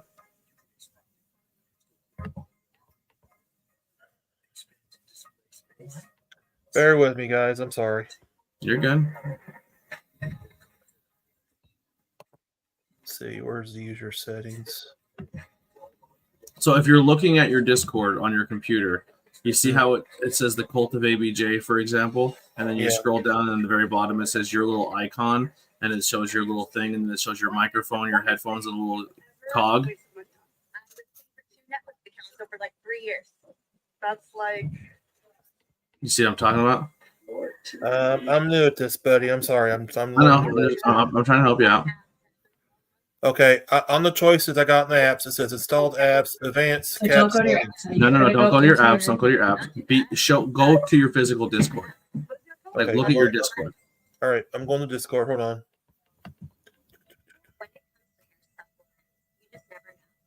Let's see here. Let me know when you're looking at your Discord screen. Tell me when you're doing that. Okay, I gotta start a second screen. Hold on. Don't worry about it. Just leave it. Just use the one screen. Don't worry about what's on the stream right now. Okay, I'm on the Discord. All right. You see how on the very far left it shows all the Discords you're in. Then there's another column that shows like the Discord you're currently in. All right. So on the very bottom of that screen, you see how it says like your little name on the bottom, and then there's a microphone, headphones, and then a gear cog. Yeah. Settings. Click on the gear. Okay. And then scroll down till you see. Scroll down the menu and click on streamer mode. Streamer mode. Okay, streamer mode. Got it. And then click streaming mode enabled. Enable streaming mode. Yep. So anytime you go live, always enable that so it doesn't. All your notifications don't ding. Okay, it's enable. All right, perfect. See that? Thank you. Appreciate it. You're welcome. You're welcome. That dinging was driving me off a wall. My apologies, not my intention, there, buddy. You're okay. No, I know you mean well.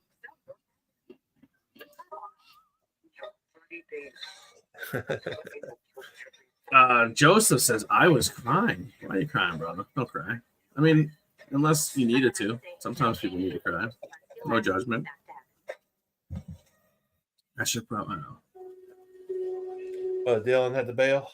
Yeah. Here's a quick thing, everybody. If you're, like I said before, if you're checking some things out, head over to Kick, make an account, and subscribe to your boy over on Kick. Let's see how that platform pays off for us here. Never been to Kick. I'm going to have to sign up, I guess. It's essentially like Twitch. It's another Twitch. Oh, okay.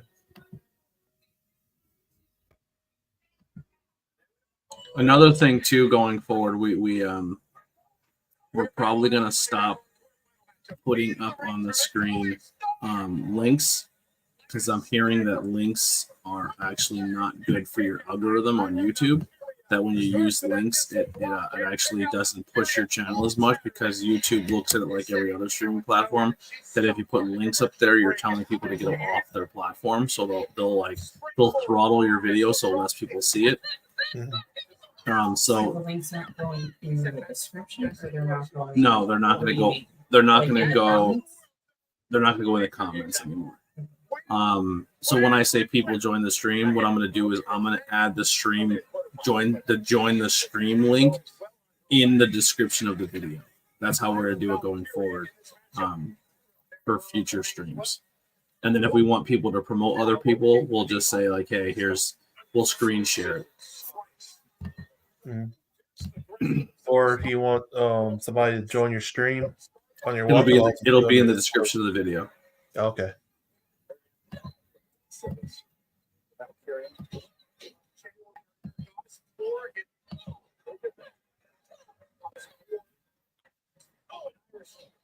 I hate the fact that I don't have a fucking emails right now.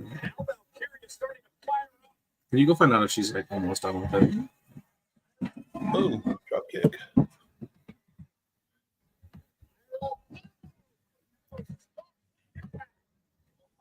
Mine doesn't have a mouse. I'm just like, Where's Raw tonight, by asking? I have no idea. No idea.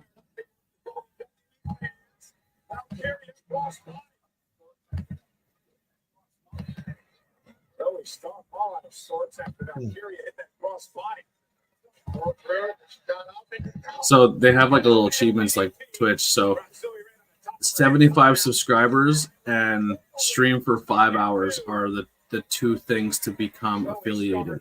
So I have 1.46 hours stream somehow already on Kick, and I have 6 out of 75 subscribers. So she was done with it and didn't bring it back.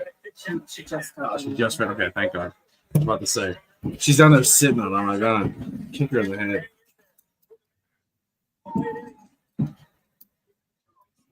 You know, I like Zoe Stark too, Lily, but they're not really using her very well, to tell you the truth. I agree. I think Zoe's really good. I do too, but I think she just falls into a trap of what they don't want I as think she just fell with that. she falls in the trap of just they don't like she doesn't fit the bill of what they want for a women's star, which sucks. I think she's talented, but I also think like they don't utilize her style as well too. I think she's been downhill since she left Trish Stratus. She was, I didn't really like her with Trish Stratus. yeah, same here. Same here. With Lyra in trouble. Mary comfortable up here as well.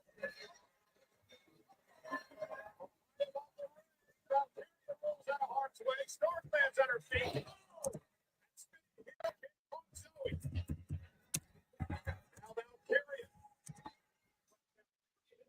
Sorry, I'm not reading the chat right now. I'm trying to figure something out on my end on the channel. So if you're typing, No problem, Anthony. No problem, buddy. What do we want to talk about?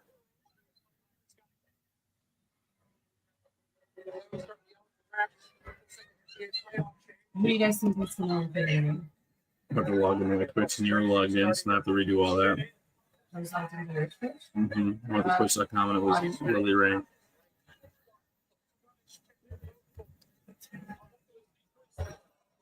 Are you on my email? Mm-mm. I'm on my Firefox.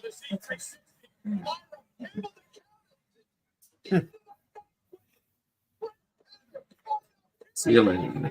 It's all over. Roll of credits.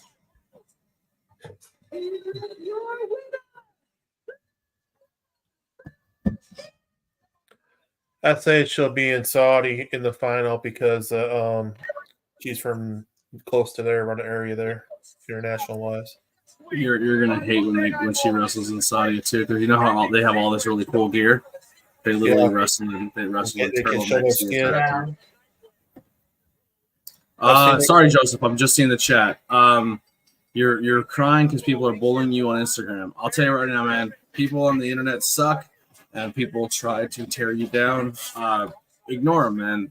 They try to. They're only doing it because they're not happy with themselves. It's not a you problem. It's a them problem. When people go out of their way to try to break you down or hurt you or bully you or not make you feel welcome, it's more or less because they don't like themselves. It's not a you problem. Jeez, cameraman could at least hold on to the rope. Jeez. You're ahead of us. You're ahead of us. You're ahead of us. I'm sorry. Jeez.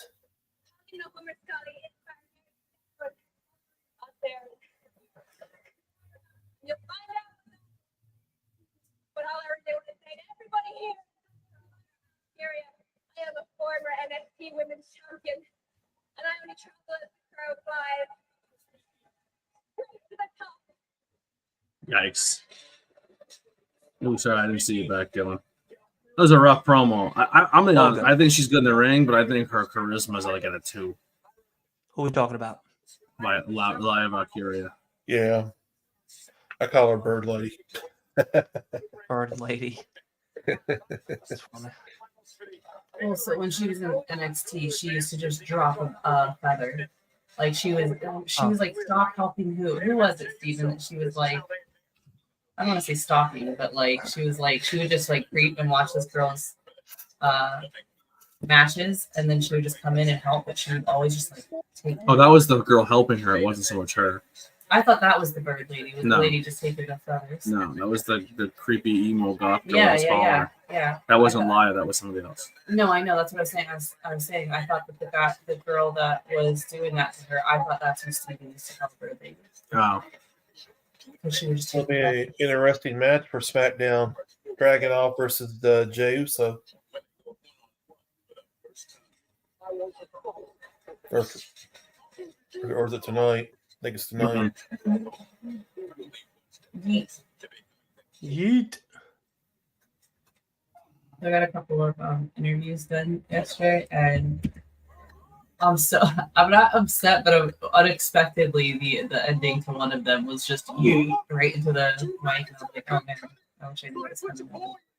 I too live with that. Last week, Finn Balor got the get down. Tonight, though, the newcomer, Ilya Dragunov, up with the Monday Night Raw host. But you gonna get this work too. Just like next week, the ring general, Governor, get down. And then I'm gonna get a new crown where it's gonna go down, where I've been told the new king of the ring. Gee. Yeet. it's so like. I mean, I can't really be mad at it because that's essentially been WWE forever, but it's so cartoony. And then like the cartoon factor is just through the roof when it comes to NXT. Like they don't take themselves very serious at all. Like it's just like WWE is bubblegum, and then like NXT is real bubblegum. Looks like we're going to get Sami Zayn.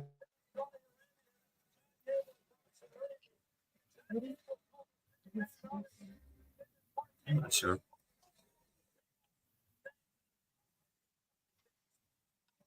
Sammy versus Otis. Mm-hmm.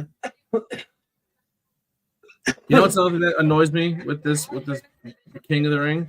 Like I go to What's that? WWE.com and I want to like see the brackets. Good luck.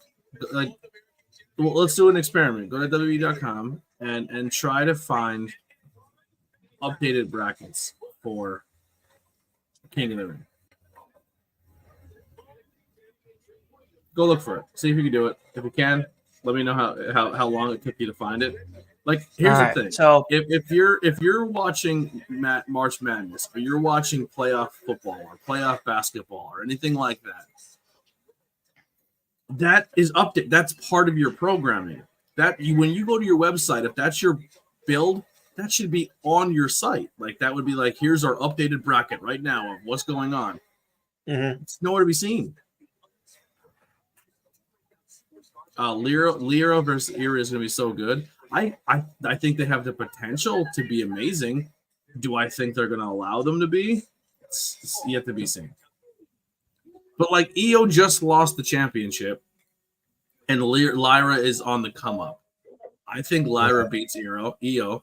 Like when EO had the world championship, we never seen her defend it. So like, are we excited for her to be Queen of the Ring? Possibly. Like I'm not. Like she was considered the top female talent in the company, and we never seen her utilized. And on the other side, I mean, it's 100% coming down to pretty much Jade and Bianca. And do I think EO or Lyra Valkyrie is going to beat a winning Jade or a winning Bianca? No chance. Like your Queen of the Ring is coming out. The Queen side is coming out of SmackDown. I feel. Yeah. right. I'm gonna head out for a little bit. Okay. I'm gonna chat to y'all later. If not, I'll probably see you in the Discord tonight if you guys are gonna be on. Yeah. After this, I'm taking Lily home, and then I'll be in the Discord. All right, cool. All right, perfect. So then I'll see you all there. All right. man. See you later, bud. All right, later, guys. I think the only thing that I don't know if it's maybe because I'm looking at it off of my phone, but the only when you search on WWE, it doesn't even come up with like articles. It only like when you hit the search button, it only comes up with videos. Yep. So when you scroll down, it says trending news, and it says Cody versus Logan. It says the triple threat for the tag, and it shows the women's match between Liv and Thing. But there should be something in the news tattle of like, here's our updated bracket. Like here's like, there's not one post in here about. It tells you what matches are coming, but it doesn't say. There's no. Here's your current bracket.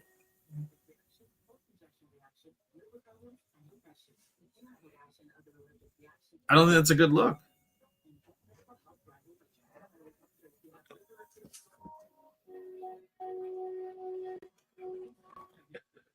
They're not showing on the website, but I've seen a bunch of different sites that updated bracket. Mm-hmm. Yeah, but you have to go to a third-party site to find out a bracket that's being hosted by another company. Yeah, Like that's That bonkers sucks. to me. Yeah.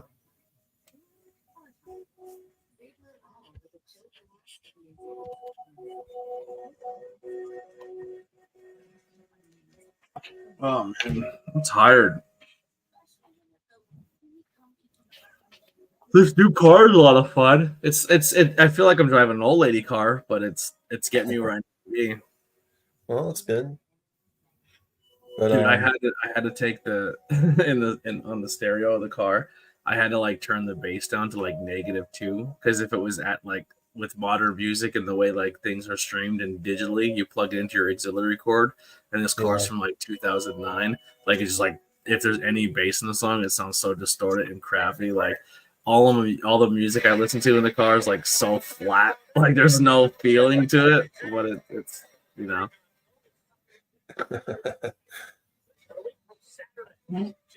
Myth said they looked for about 3 minutes, couldn't find it, but Yeah. Myth said they just couldn't find it's. I think that's a missed opportunity. I was kind of surprised they had Sammy wrestle in Saudi. I know he wrestled before. Yeah. Joseph, I hope you're still here. I hope that resonated with you. I apologize if it took me too long to respond or answer back to you. I was in a different window on my screen trying to figure things out.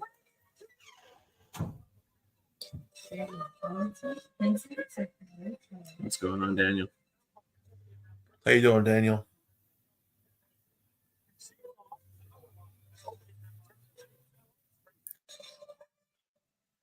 We'll just hurry up and just end the relationship with Alpha Academy.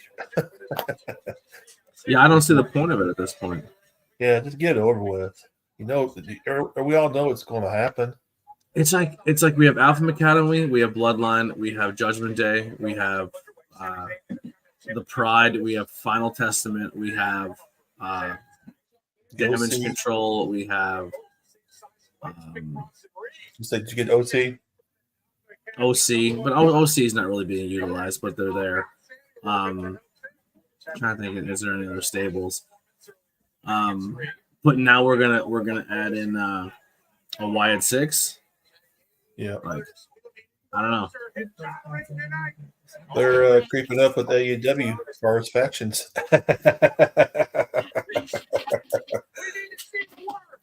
I'm gonna ask to like Wait, my crown? I don't have a crown. But if you mean like crowds, as in the king and queen of the ring crowns, yes, I like them a lot. It feels so good.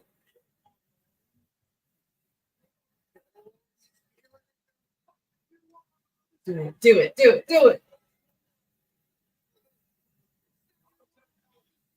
Yeah. Well, so Akira quit Alpha Academy, and now Otis just quit the Alpha Academy. I think he should. Cable's been really rude to all of them lately. I honestly I know he's a giant goofball, and they tried this before with him, but when they were using him, he was so fucking over. But they booked him, and the crowd got so behind him that he was as popular as any champion could have been at that time. And he had money in the bank, and the crowd was so behind him But then WWE was like, oh shit, our crowd's really into someone we don't have any future plans for. Like, he literally just got the entire crowd to pop for him and go crazy for him, and then he just takes one Halua kick and gets killed. Like the crowd really likes Otis, but it's just like they clearly don't give a shit about him, and it's just like it's a shame. Like, it's like LA Knight, right? Like everyone's in LA Knight, but you can clearly see WWE does not have top guy potential plans for LA Knight. It's like Otis with Mandy Rose back in the day. The Otis and Mandy Rose stuff was amazing. Like, it was so funny. Yep. It was good. Would you agree that this is Come only on, the Otis. fourth match? Punch him. Oh, that'll do it.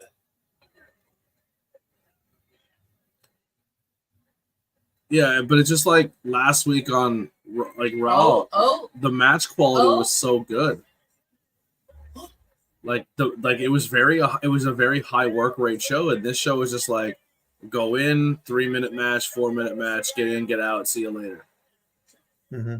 So they did the Queen of the Ring. They gave those the longest matches, but everybody else it just seems to be like a squash, roll up, whatever. We'll just get in, get out, and stinks. To be honest, I haven't seen much of Otis. Like I guess what you were saying, I haven't gotten to see a match where he has done a whole lot of stuff. Otis has always been like openly like he has dyslexia. I believe he openly says I think he on the spectrum. He literally just read his like first book of his life like a couple months ago. Like he's open about a lot of his struggles. And the fans are like super behind him. And like Mandy Rose was this giant like mega star, beautiful girl, and then they were doing this whole angle where she was like in love with Otis, but then it was like, is she really in love with him because he's a big fat loser guy? Like, and he used to always like be in love with her. It was like a whole storyline. Mm-hmm. But like he's always like the dumb gentle giant, but like but the crowd really resonates with him. Yeah. I'm going to use the Cantina chicken menu. They'll change its mind. Chicken gravy. Well, I really miss heavy machinery tag team. Yeah. Oh yeah, that's another thing too. People are like, oh, heavy machinery is really like they were like an earthquake typhoon deal again. And then they split them up and immediately fired the other guy in the team. And everyone's like, oh, we should split up this tag team and that tag team. It's like sometimes you split up a tag team and a guy doesn't have a job anymore, you know? Yep. That was a good tag team. Mm-hmm. Like you split up the Street Profits. I don't know if Angelo Dawkins has a job after a year. Nope, I have to admit though that he does. You can tell he moved a lot quicker in the ring. He got more muscular. Yeah, I think he's working really hard. I think he's very talented, but I think he's definitely better suited as a tag team guy with Montez. I think if you split up the Street Profits, one guy is going to get more push than the other, and I think definitely Montez is that guy. So how do you feel about the tweet, or not tweet, but the conversation Montez had about saying he would fight anybody, including Angelo, as long as it's good for business, and that he's totally down for doing crossover between WWE and UFC? I think he's silly. Elaborate. When you enter in a real life octagon, you have to be dedicated. You better know what the fuck you're doing. I'm not saying he's probably not a tough guy. I'm not saying that he wouldn't do well, but you're going from professional wrestling and entering a world with you're swimming in an ocean with real life bloodthirsty sharks when you get to a UFC fight. And I don't think it's a good look to just drop a dude into the UFC from WWE just for a ratings push. Yeah. Like Punk tried. Brock Lesnar is a different beast. That guy has collegiate wrestling background.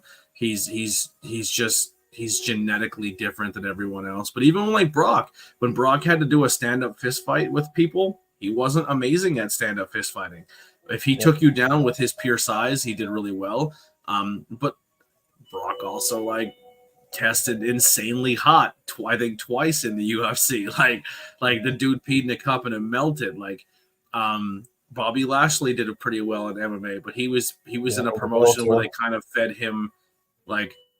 When you're in other promotions outside the UFC, sometimes you're not just fighting the best guys. And some of those promotions are like, hey, ABJ is a really, really popular polarizing figure, so we're going to find someone who's not very good and we're going to put them against Tony, so Tony goes out there and has a showcase and looks amazing. Like Herschel Walker. Herschel Walker was undefeated in MMA, but they also really fed Herschel Walker some cans to beat the crap out of him.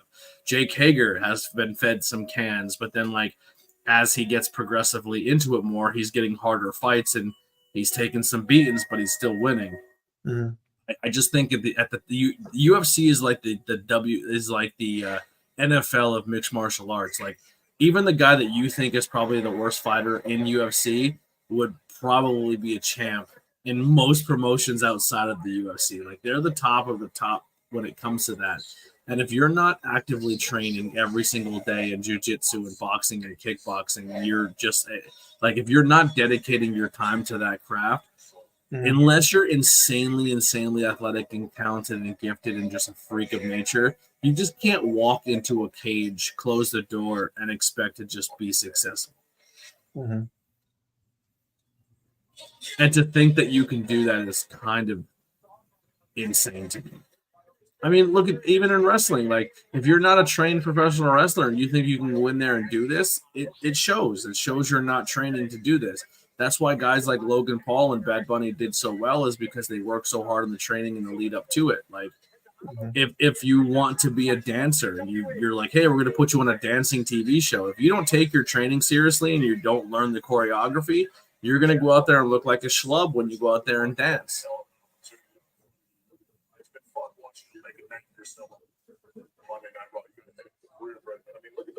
I wonder why they didn't get Braun Strowman in the White Sticks list.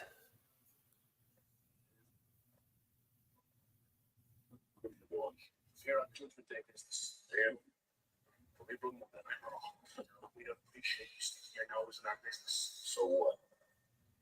So to see yourself warned.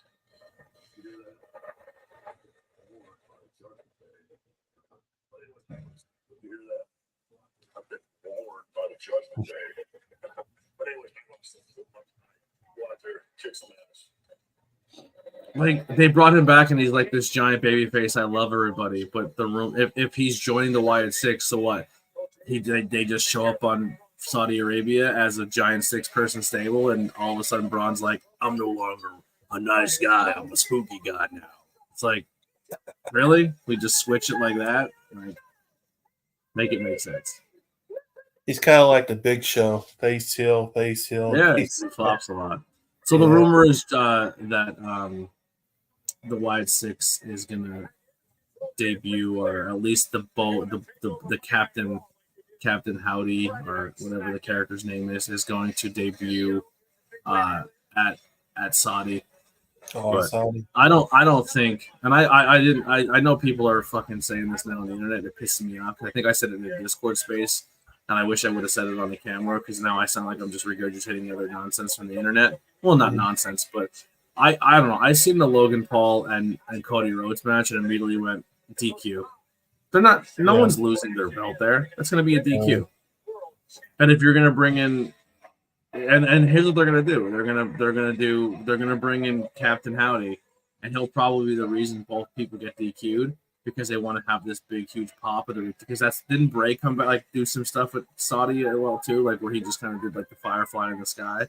Like I don't know, like, because if he interferes, the Wyatt stuff interferes in the main event title picture, then you're gonna have Cody versus this supernatural powerful character everyone's gonna be clamoring for, and then Cody beats him, and then you already squash that whole fucking, you know what I mean? Like you squash the whole momentum of that character. It's I don't know. Yeah. Like Uncle Howdy. I think the Wyatt stuff should only be 2 people. I think it should be Howdy and Bliss. I don't think it should be 6 people. No. I think the rumor is it's going to be Uncle Howdy, Nikki Cross, Joe Gacy, Dexter Loomis. Who else I'm missing? So I heard Bo, Alexa, Braun Strowman, Joe Gacy, Eric Rowan, and possibly Killer Kronos. So Kyrie Sane is holding a thing that says Damage Control owns Raw or something like that, or runs Raw, but then the backside of it says King Coda. Do you think that's the equivalent of calling Dakota Kai Daddy? I think so. So, are we getting Becky versus Liv Morgan and Saudi? Yeah, it's already on the website. They've already announced that that's the matchup. But like, here's the thing too. Like, what's the purpose of taking Damage Control, who just lost their title, lost all their titles, and then the person who was the de facto leader now in Kai is gonna have essentially a showcase match, getting hammered by Becky Lynch on Monday Night Raw. Like, what does that do for that stable? Yep, nothing. Like, Dakota Kai never ever got momentum. She's essentially come in and been everyone's punching bag. I think she's going to be another one going to be getting the boot from Damage Control whenever Asuka and Sane get Omega cleared. They got hurt, I think, at the last match against Jade and Bianca. Tag title match.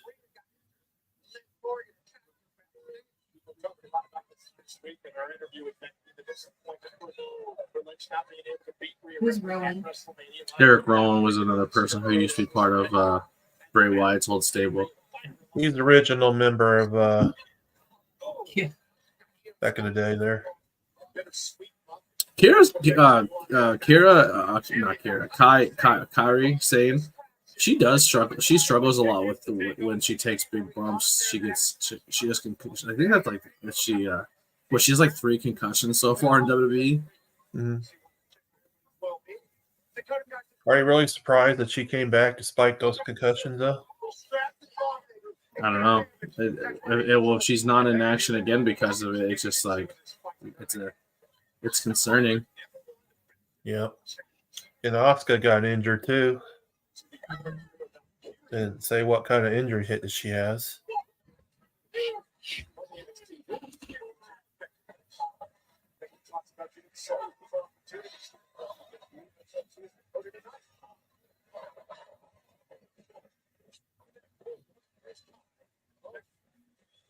No, I just got a text from Tantalizing Tony. So Mick jumped over in his stream and said how much he doesn't like me in that stream. But also, 5 minutes before that, I get a voicemail from him. Hold on. Is that why you had your phone close up there? I didn't actually listen to it yet. We're gonna put it live. We don't know what he's like. Let's see what he said. I don't care. But this is him being nice to me. I think it will help out your channel. So he wants me to send him an invite so he can join my channel because it will help his channel being live with Finalizing Tony and me. Like I said earlier, I was only kidding around with about Mick. I was saying he's on the take with free T-shirts. You were right. You were right. I do like it. I love you. You're a good friend of mine. I love you. You're a good friend of mine. And then he goes over and Tantalizing Tony stream and talks crap about me. So like he's 100% being fed stuff. Y'all go in the chat and say, "Hey, yo, Mick." I'm joking. Spread the love, guys. Yeah, spread the love. All you need is love. Yeah, amazing stuff. Here. I'll say it, and I'm not trying to start problems over on Tantalizing Tony's side because he has his friends, and I'm not saying who we can and can't like or support, but I can also say on my side like who I choose to support and like, and I don't have respect for someone who attacks like who takes personal information and attacks people who aren't involved in the situation, but then also in behind closed doors is doing way more disgusting, shady things. Like, you know what I mean? So I just don't have love when it comes to Ricky. But like this dude essentially targets people that have mental disabilities, are not fully working, Yeah.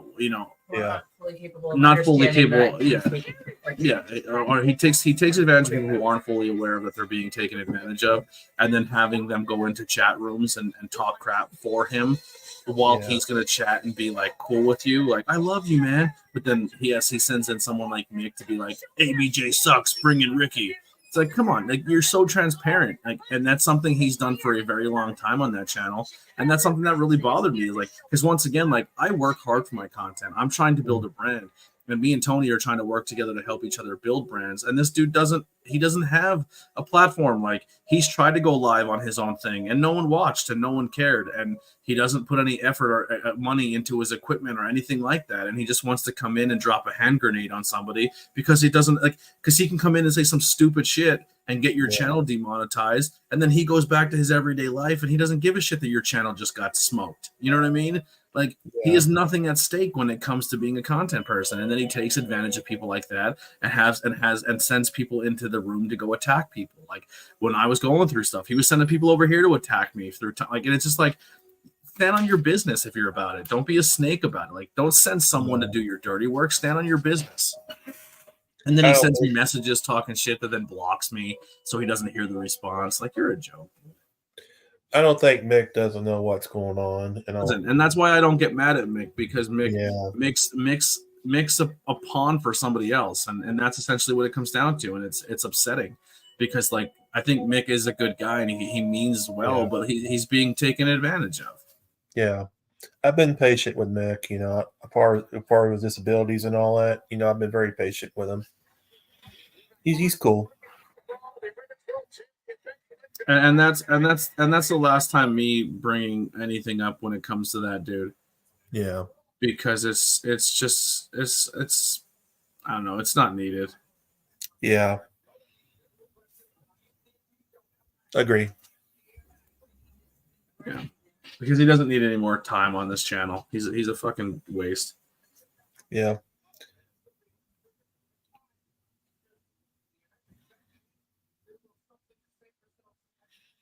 You ever watch NXT? Check out this Javon Evans. Ever see him wrestle? No. My stream is froze. This I cannot wait to get this job where I can get live TV again, because some of these apps are just fucking terrible. Long Island Internet.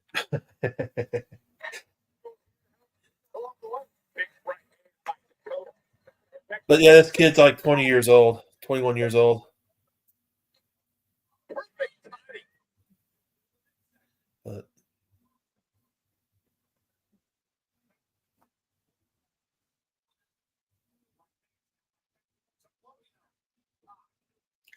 yeah, it's just buffering like crazy. I can't. It's just not even watchable at this point. Man, what a night. yeah.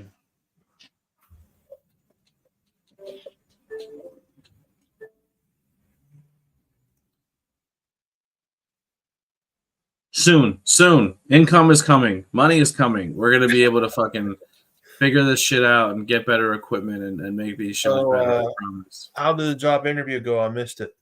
The interview went great. I just I'm waiting for my background. I was offered the job, so I got the job. It's essentially at this point just pending on a drug screening and background check. Well, that's awesome, buddy. Congratulations, buddy. Is the live match over already? Not the live match. The Becky match. The Becky match still going with Dakota. Okay, I'm looking at a commercial. I didn't know if they're showing France, so I didn't know if it was like a situation where the match is over, now they're showing another segment, or if they're on commercial.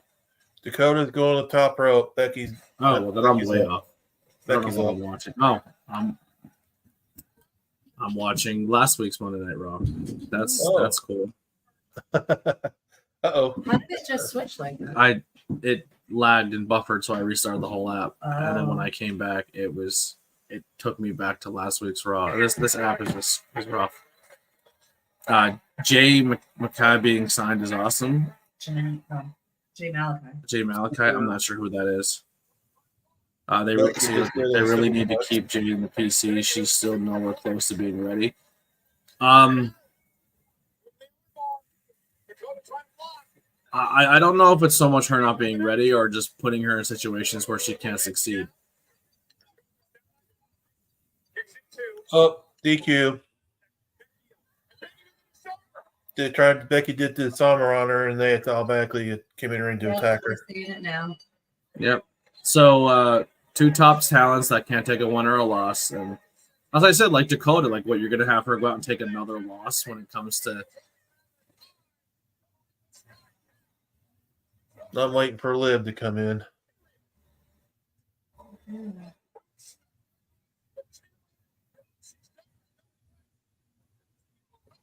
Oh, never mind.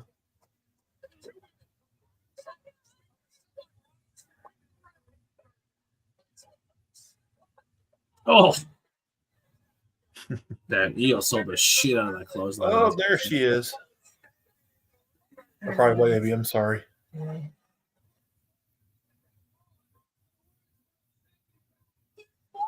Just a little bit.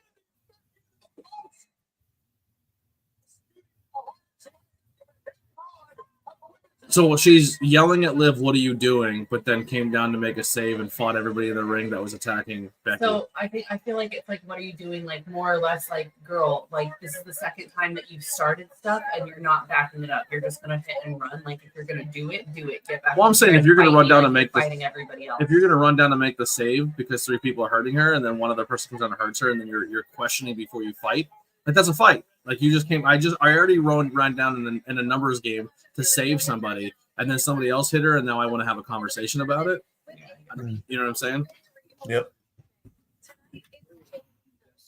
So I've always loved this jacket he's wearing, but like the more I look at it, the more I'm just starting to smell. Oh, I think it's Dragon Ball. I just smell. I just feel like every jacket that has fur in it smells. 1000% does, especially the silk-lined ones. And this is the thing that cracks me up is almost always they do fur-lined coats with a silk on the inside so that it's nice and soft. But it never makes sense because silk and satin stick to your body when you're sweaty. Why? Why, designers? Tell me why you do this. Put some cotton in there. Put some Under Armour wicking fabric or something. I'm assuming they're gonna put this in the main event, Dragunov and Jay. Same kind of fight. So the main event. I don't like his promos. So tonight, I know he's ready for a battle. Kind of reminds me of like a little Drago Kind of. from the Rocky movie. Like his cadence, I'm just not a fan. It has nothing to do with his accent. It has nothing to do with him. I don't like his cadence. Yeah.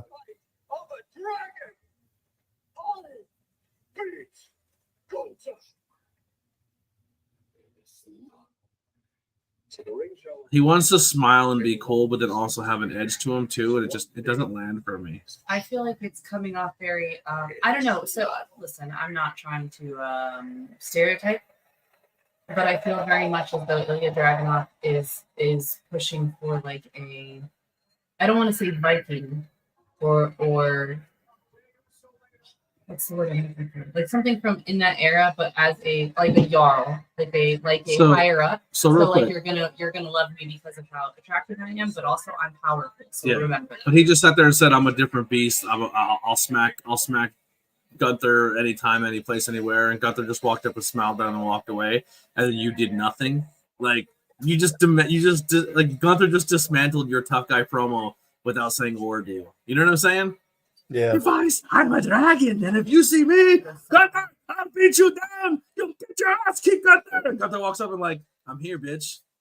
And he smiles at him and winks and blows him a kiss.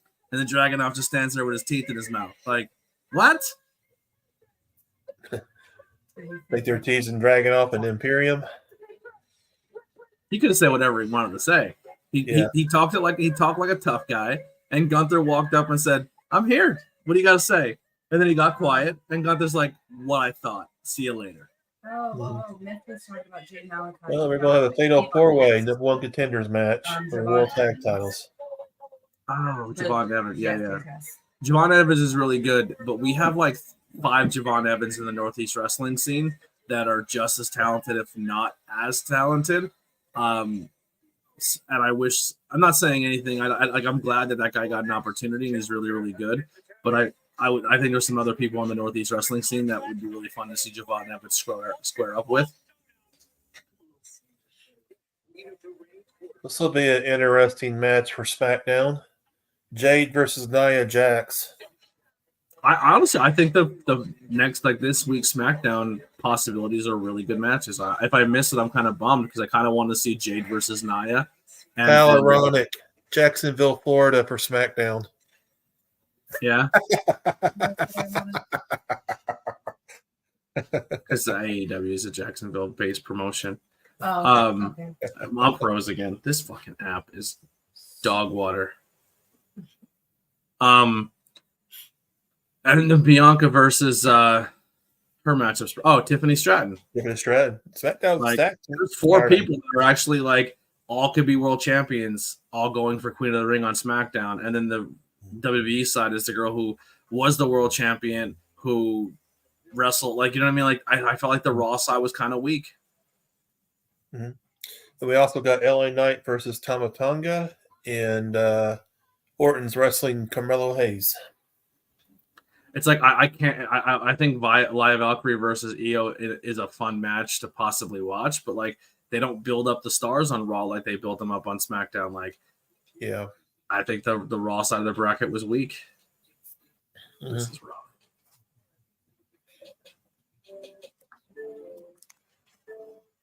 This USA app is awful.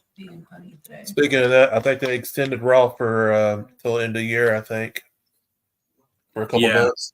Mm-hmm. Till they go to Netflix. Arby's 2 for $5 chicken wraps comes with your choice of ranch, honey mustard, barbecue, and a bonus flavor called Incredible Value. Arby's. Taste it, but to the world, the meat. Got plans this weekend? I would never tell you that. I would never tell you that. He is coming. With that, I'm surprised to get tickets. So exciting! But don't walk. No, I want to see it. Friday. What's your favorite part of the Kit Kat bar? The chocolate? Nope. All right, we're good to go. Well, at least the commercial. Like commercials are playing flawlessly, but Raw itself is running like dog shit. Have a break. Have a Kit Kat. And try a bigger bite with Big Cat. Why would I use kayak? There are hundreds of travel sites at once. I like to do things myself. I can't trust anything else to do the job right. Another thing with the Jade situation too, it's like I don't like if there's a language barrier like between you and your talent. Like I feel if you're a very, very talented professional wrestler and you understand movement and you understand how to do it, I think really, really talented people who don't know other languages can get by doing matches because they're good at what they do and they know the art form. Where Jade doesn't have those reps to know it very well. So putting her against people with possible language barriers could be a detriment to her. So I can chalk a little bit of maybe the fumble at the pay-per-view that way. Because I've seen really talented people who struggle wrestling international wrestlers who like Romania weekend. We've seen it a few times on the independent scene. Yeah, I don't know, man. But it's like, I definitely the winner of the Queen of the Ring is definitely probably going to come down to Jade and Bianca, and if it's not that, it would be wild to me if Lyra or Io make it out of the Raw side and win the entire thing. Some are saying that after that Jade and Bianca match, it might be planting the seeds for a heel turn with one of them. Oh, 100%, because then you're going to have – because here's the thing. If who in the women's tag team division is viable to beat those two? Nobody. But the way you can get them to drop those tag team titles eventually down the road is with a breakup, like where Jade or Bianca step off the mat and let the one person get beat down by the other two. Like that's the only way that they lose those titles and break up. Like I don't see two people going in there and beating them clean one-on-one, like 2-on-2 scenario, clean tag team win. I think the way they drop those titles is by breaking them up and starting their feud.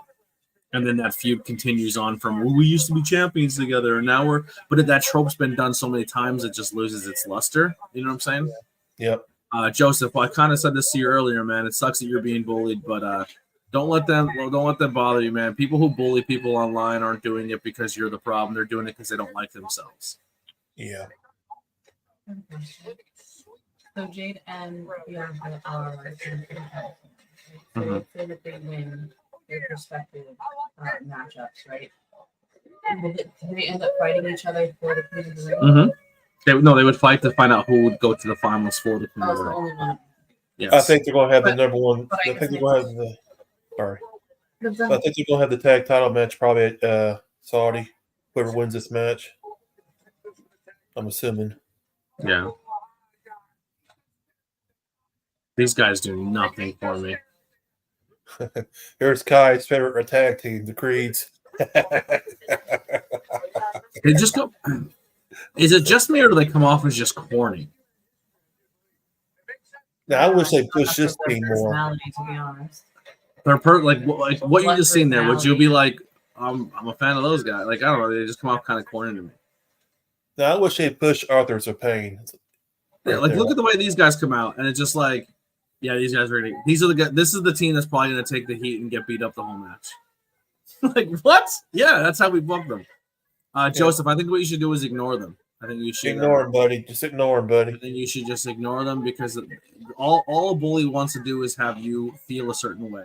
If you don't give them the feeling that they're trying to get out of you, they lose their power and they move on. They go away. So when I go live, there's some times that people join my streams to make fun of me, and there's times where people join my streams to be hurtful or negative or ugly.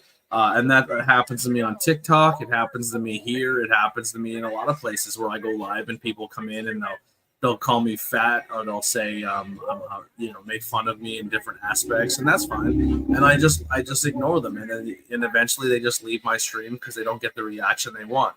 I laugh at them. I'm like, okay, do you feel better? Okay, see you later, and then they just go away. So it happens, man. Like if you put yourself on social media, man, there's unfortunately the way of the world is people look to make fake profiles where it's not really their name, and it's not really their face, and it's not really their information, and they just make fake accounts so they can go and hurt other people's feelings and have the protection of anonymity where they don't stand on their own business, they don't stand on their own personality, and those people, they're not worth your time. There's no insult that someone can say to you that is real, because they're not even really willing to show themselves anyway. So ignore them. A lot of people who are bullies are also giant cowards, and you just got to treat them. They're like a fire, right? And if you keep giving, fuel or fire or attention to it, it's going to only keep growing. And if you take one of the things away that keep a fire spreading, the fire goes out. Yeah. Oh, and then the best part about social media is you can always do that beautiful thing called block.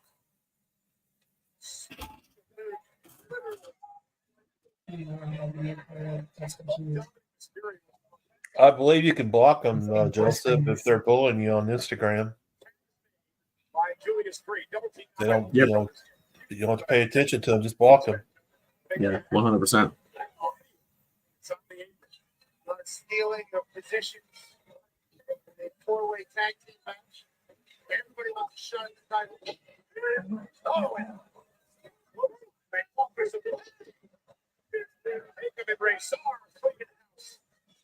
They acknowledge in Arthur's of Pain winning the Dusty Rhodes tournament 8 years ago. It's been that long.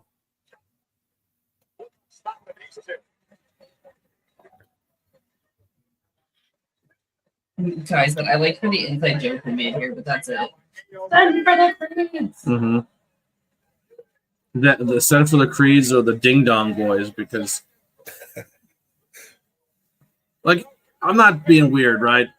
But like, JD McDonough's wearing trunks. Finn Balor wears trunks, but you don't see the full outline of their manhood through their gear because they wear something underneath. So you don't see their whole dick print while they're wrestling. They also were real fun. I feel like thicker. The creeds, bro, you see every detail. Like, it's not just that's a pro wrestling thing. Too many pro wrestlers, bro. Like, you gotta like, unless that's what you're going for and you're advertising it. Like, come on, like, we don't need to see your whole detail, your bits. Yeah. That's what I'm saying, brother. Yeah. What? What? Matt, listen, there's nothing we're going to say to Matty that's going to make him stop saying what he says. Eventually, he's going to say something, and YouTube's going to ban him again. Like, I don't know what to do. Like, Matthew's just being Matthew. Yeah, man, he doesn't know any better. He's someone who watches Howard Stern who thinks 90s Howard Stern is funny. But the internet. So do you. Yeah. You got banned by Ryback, believe it or not. Yeah, Matty gets banned in 90% of the streams he goes to. Matthew doesn't mean any negativity, but he doesn't know. Sometimes he says jokes that are not good. Like, they're just not, like, they attack people for their race or their sexual orientation. But I don't think he means it from a place of ugliness. I just think he doesn't understand those social things as everybody else does. How you Joseph, doing, I'm always sending positive love. I hope you're good. Yeah. Pastor Ishmael, what's going on, brother? How you doing, buddy? It's not so much they don't wear a cup, Myth. It's like a lining that you can wear that helps. They wear in amateur wrestling. That's where they're where they wear, the wrestle, high school wrestling and all that. Yeah.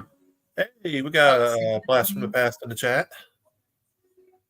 Hey. Yeah, Anthony Linetti. What's going on, brother? Miss you. I hope all is well. Hope you're doing all right. So, like, I have a friend who does wrestling photography, and he says he used to try to edit out. We call it dick print. Like, we try to edit out dick print in wrestling, and it's just it's a thing. It's a thing. At a certain point in time, you're just like, you know what? It's there. Yeah. People are gonna see it. Who do you think is picking the winner for the tag tournament there? That fatal 4-way. I don't know, man. Once again, the tag team division 2 for me is kind of weak. Like, so if AOP wins this, right? Last week they essentially got dismantled by New Catch Republic. Like, New Catch Republic bell to bell beat their asses, and then they cheated to win. And they lost to Nathan Frazier and Axiom on NXT. Arthur Sapane did.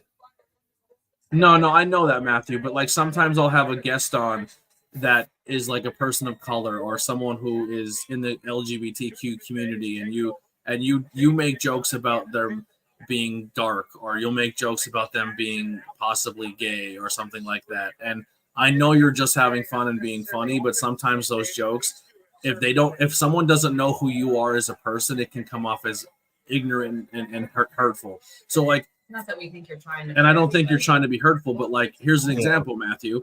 I understand that you have like learning disabilities and you struggle with certain things, but like, here's Joseph who's being bullied because someone called him ugly, and he's legitimately over there saying in the chat that he's crying and he's having a breakdown. But you can make a joke like that, Matthew, about somebody. Like, I know you joke around and call me fat and you think it's funny, but like, other people don't always see those as jokes, and they can be very hurtful to people, and you can hurt people's feelings, and then you can send someone into a spiral. So you have to kind of get to know someone first before you make certain jokes. Yeah. Just gotta watch what you say, Matthew. Just watch what you say, buddy. Tell you the truth there, Anthony. I think I'd rather have Finn and JD to win. You know what, to be honest, AOP should win. Oh, right. I was going to say, to be honest, I feel like it would make more sense for AOP to win, just with the way that things have been going. I was thinking international types, Finn and JD have like, the Judgment Day has had titles for a good while, and it was kind of boring. the Creed brothers, like I don't see them holding the like they've had opportunities to go for the championship and haven't done anything with it. They New Catch has had opportunities to be tag team champions. Like I wouldn't mind them as tag team champions. I think work rate wise, I think New Catch Republic would be a really good work rate team. I think AOP visually is that really good, strong tag team that would be like really, really competitive and like build up a team to who beats these monsters. But when you don't book them as monsters, like I think AOP winning and then the Creed brothers rivaling them of being the team that like, wow, they came against the odds. These guys are really tough and super athletic and they beat the monsters.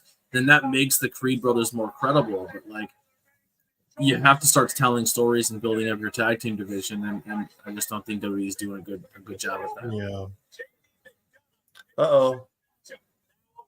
We're going to see the powerbomb squash. It's always best to keep respectful because everyone has struggles. Always keep it cool and respectful. 100%. Agree. Or, not Graves. I think Graves is dead. Anthony. We're trying to learn the name change here, still. I know. And I keep thinking I'm saying Linetti wrong. I don't know. Yeah.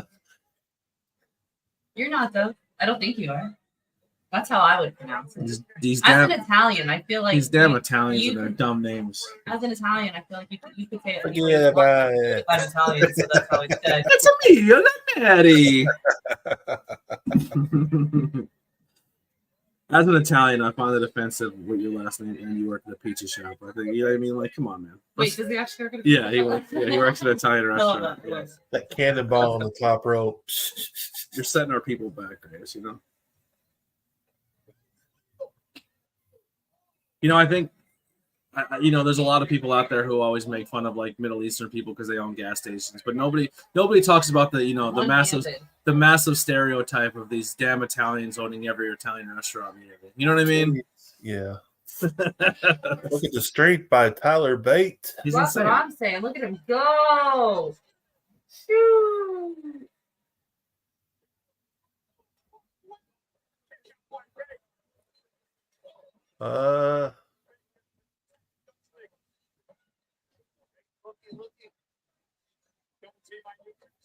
Yeah.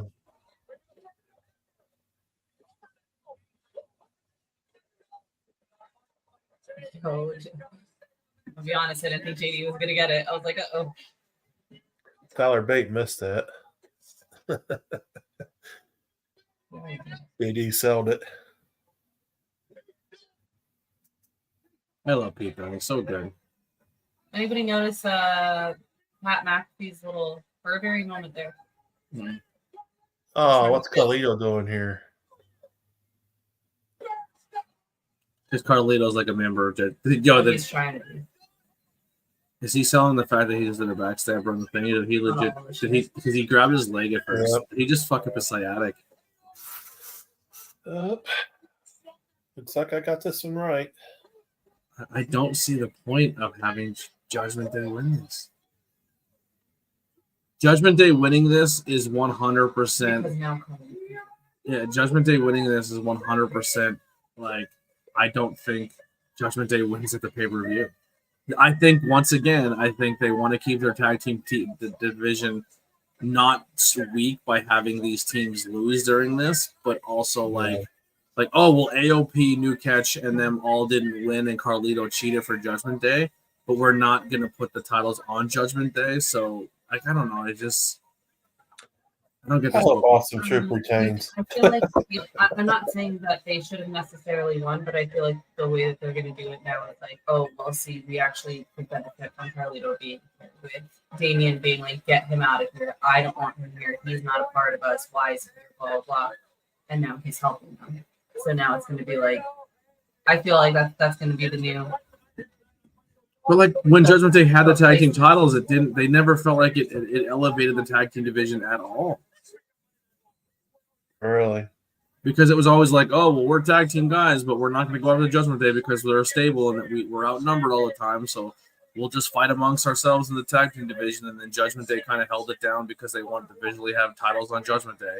But it's just like, I don't know, like it's just. I think when a stable holds every title, it sometimes if it's not booked properly, it looks like it holds the rest of the division up stagnantly.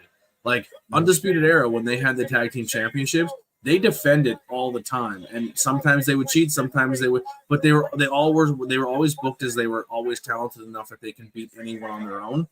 But also, they had no problem coming in and being like, "Oh no, you're not winning." Like bring everybody. We'll fight the whole roster. You know what I mean? Whoa, look at him looking so sharp. We're gonna have Zayn versus Chad Gable next week. I think the chain on the outside of the shirt over a tie looks stupid. I think it looks dumb. A chain over a tie. Yes. Maybe I've always been under the impression that like you don't always need to show your chain that you're wearing it. I don't know. Whatever happened to just having a chain under your shirt? It's just I don't think it's that deep, bro. I think like it's just like, hey, it matches. It gives that little bit of flair to it. Like, hey, just like the glasses. There's no reason for him to be wearing clear glasses, but we've never seen Ricochet with glasses. It's just for the flair. But what if you wear glasses and an eye patch?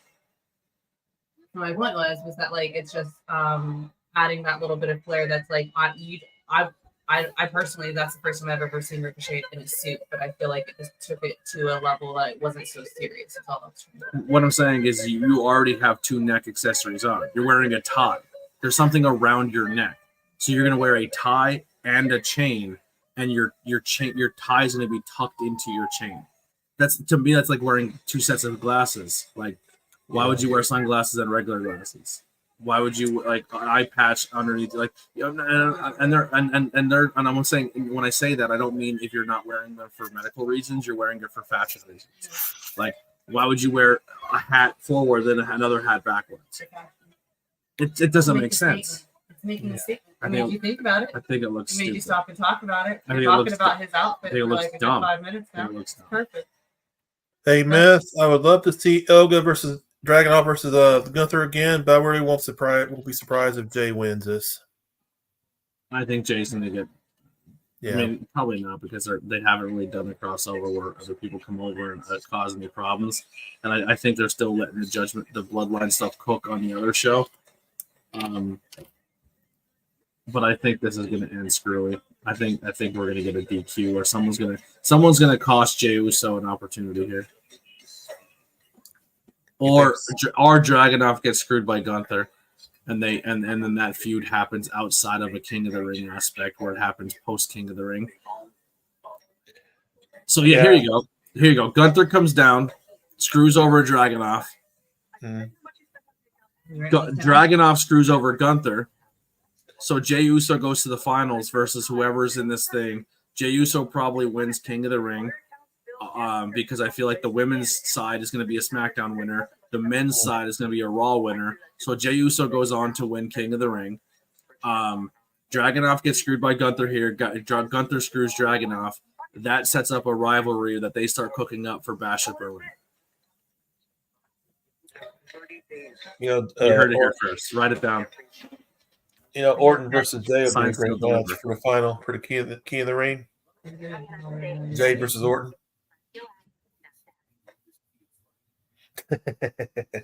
Is that a pen in there? No. I don't know. It's right. No, we don't have to write it down. It's on footage.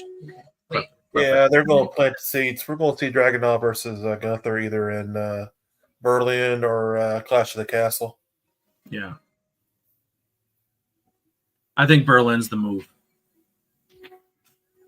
Big showcase match between Ilya Dragunov and Gunther. Yep. Well, Kai, they'll really have nothing good for Kylio.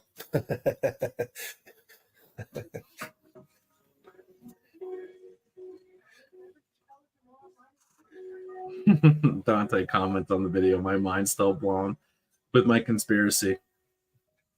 Oh yeah. How you doing, Dante? Yeah. I messaged them this morning and I said, listen, just so hold on, I'll say. Oh, that you made all the clips. So you know, I got done making clips for y'all's episode, and I just gotta say I had an absolute blast searching for y'all's reactions. I was only supposed to do 5 per episode. I did 7, and I didn't even get halfway through. He's gonna have to choose which 2 to get rid of to help it. There's just so many good moments. And they said, I'm so excited, ha ha ha, such a good time. Can't wait to see them. Hey, Myth, they might have that match on NXT UK over there, as far as Dragunov versus Tyler Bate. Oh, I actually I can't dive into anything, but I heard some. We got some. I got some interesting tea about the future of NXT globally from someone on the independent scene who may know some people who know some people. Oh, interesting. You can't tease us with tea and not spill the tea. I'll just say NXT UK is going to be NXT Europe is going to be insane. Yep. Is there going to be a lot of hunting going on? What do you mean? Are there going to be cryptids involved? No. Okay. Well, possibly. That's what they're working for. But see, I'm trying to. But they through the tea. They know people who told them some stuff. We'll just say that the European wrestling scene is very, very, very excited for what's coming when it comes to NXT Europe. Well, there was talk about NXT Japan, but that kind of fizzled out, did it? I think NXT Europe is going to be showcased or put into more of a spotlight, or maybe even something announced at Bash at Berlin. They did France. They're doing Glasgow. I mean, Scotland, and then they're doing Germany. And I think they kick Ireland off too, maybe. And I think they're gonna announce another big European show. Yep. I'll tell you, it will draw pretty well over at Europe because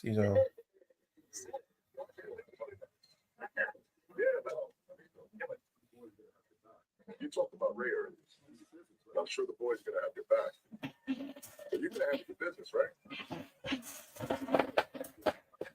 So now Because the blue doesn't roll without. Don't let us down.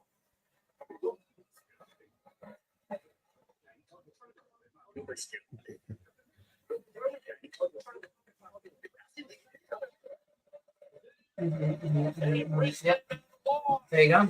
One of these things is not like the other.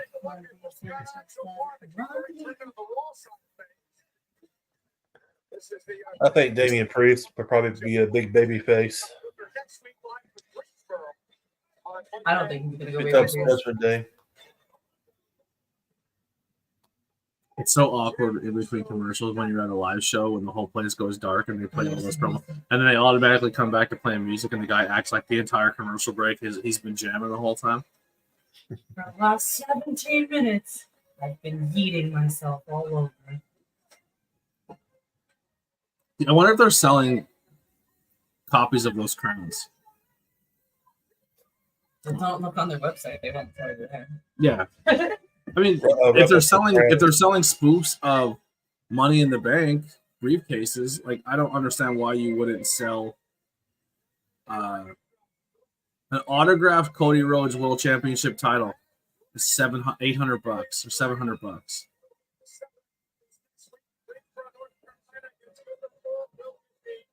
They don't sell pretty well, don't they? The crowns. A Logan Paul autographed United States Championship $799.99, $800. Cost more than Cody. Well, they're actually selling like framed autograph photos. They've been doing that for a hot minute. I was looking for, I think it was Rhea Ripley stuff. I was looking for one of her shirts, and they have stuff from her from years ago, even with her shorter hair, like the whip tie. Like the short blonde highlights and everything. So I feel like they've been doing that for a bit, but I'm not That's because FanDuel is like the way that FanDuel's been doing business when it comes to the autograph stuff is like people are getting pissed because FanDuel's like really, really excelling on it. So now like places like WWE are like, fuck that. Like why would we let somebody else cash in on autographs and more people? And WWE like really like limits of what you can. So like here, like you could buy an autographed Bianca Belair Chase for $150. And so like realistically, if you go buy that figure, it's a $40 toy, right? If you go meet Wait, Bianca, with it being a chase too, that's still $40. well, that's not a chase. That's a regular. Oh, I thought you just said it was a chase. No, It'll I be just said cheaper it's a- on it. It honestly, it's probably cheaper to buy the autograph figure online because Now you don't have to wait in line and pay $150 for an autograph on top of the figure. yeah, I'm just saying. I think when you meet wrestlers at those, I could be wrong. I don't pay to go meet people at conventions, but like I know when you stood in line to get autographed by like Adam West was charging $150, $100 for autograph if you bought an 8x10 from him. But if you bought the figure, if you wanted him to autograph a figure, it cost it was $150 because you were autographing another item. That's another thing too. Here's another thing. I'm sorry. Back in the day in wrestling, if they said, "Hey, here's the spots we're doing, don't do the same spots so it doesn't keep happening the entire show," dude, we had 4 suicide dives to the commentary table this show. Keep having them like also where they keep getting botched right into the commentary table. Like literally, So it just not only happened the last match. And the one, Yeah. Like, stop doing the same spots in every single match during the entire show. Yep. And now they're going to try and break the announce table.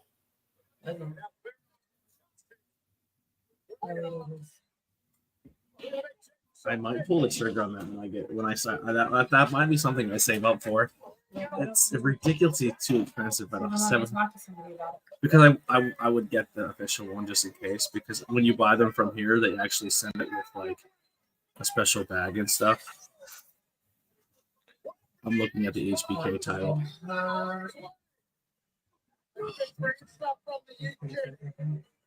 Oh, that was an ugly spear. I can't wait. I'm so disappointed. That was a horrible spear by Jay. I just feel like, and again, with this freaking camera person. Only really hits after midnight, which is why I'm going to use the campaign. Myth says, oh wait, hold on, let's go back a little bit. Kai says Carlito and Judgment Day. What are they doing over there? Myth says one match I need to see on the main roster on PPV is Kyla versus Bate, and it would be worth the heel turn if we bring back old Dame like Sheamus. Oh hell, they're doing the Bad Boys 4. Members save on delivery, gas, plus so much more. Join today. Who's Johnny? Not even questioning that one. Yeah, who knows? So that last one, I'm not sure what that means about. I'm sorry, Myth. I don't know. When you're saying like the old, are we talking about like this? I don't know who we're talking about. Oh, the heel. I'm so bummed that the first HBK Signature Series title is no longer on the website. Oh, I wanted that one. I wanted that one so bad. I wanted the HBK Signature title, and I wanted the Mick Foley Signature title, and neither one of them are available anymore. And it fucking breaks my heart. I'm so bummed I missed the opportunity to get those. And then I look for them on eBay to see if someone's selling it, and it's just like, nope. Couldn't find it. Like, it's like people are selling them, but it's like belt makers are selling them. It's not like they were made by like, it's not like someone who bought it from WWE and then it's like, hey, I don't want this title anymore. I'm selling it off. Which ones were that? You said Dude Love or Mick Foley? Oh shit! It was a Shawn Michaels.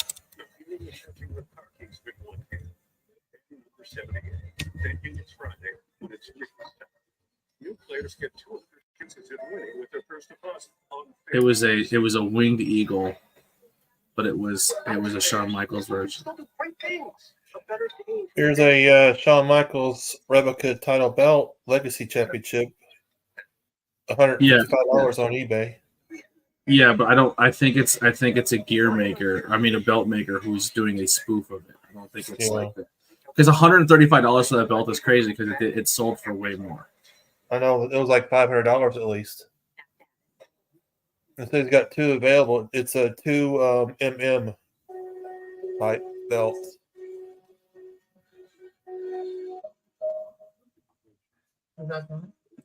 It's this one, but it's the shop has it for $750. That's the other one. He's talking about the winged eagle. Like I feel like I buy that and it's gonna be fucking junk. Like it'll be awful and I'll be pissed. What, the white title? On one frame. But like that's For supposed Christmas, that's and then supposed you to be can- that's supposed to be the bag it comes in too. Oh, okay. But like if I buy it from a belt maker, it's probably not going to come in that bag. Like that's that. Like when you buy it from WWE shop, like it comes like that. It looks. I have a serious question, and I'm just throwing out there. I from a collector's, is it just from a collector's standpoint that you want to see the bag? Because like, what, respectfully, Halloween Havoc mask over here, right? Came with a sick bag. Where's the bag at? It's behind. It's tucked in behind you. You never see the bag. You never use the But bag. if what you're paying for it, if I'm Right, paying that's what $500 for a title, if it comes in a nice leather bag, it'd be nice to have the leather bag. No, I get. I'm not going to pay $500 for $200 for a replica of the belt, and then you don't get everything you're supposed to. Like the So Mick that's what I'm Foley one asking comes you. with a bag, but the bag looks like his sock. Right. So what I'm asking you though is if you're not spending the $500, $700, $800, and you're only spending the $160 off the one on Amazon, right? And it doesn't come with the bag, are you going to really be heartbroken about a bag that you're not going to use anyway, that no one's going to see anyway? I want the full experience. Did you see the shot on the shop there, Anthony?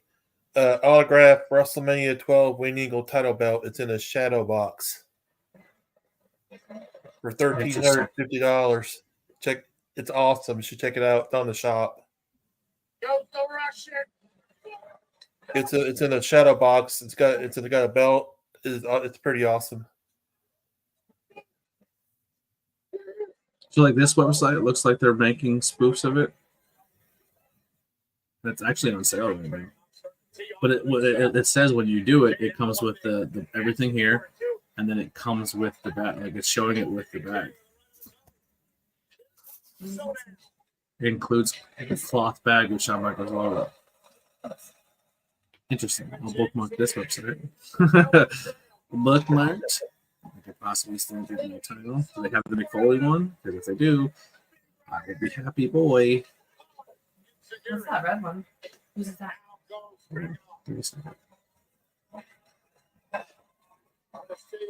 They got the Hulk Hogan one, brother. Brother.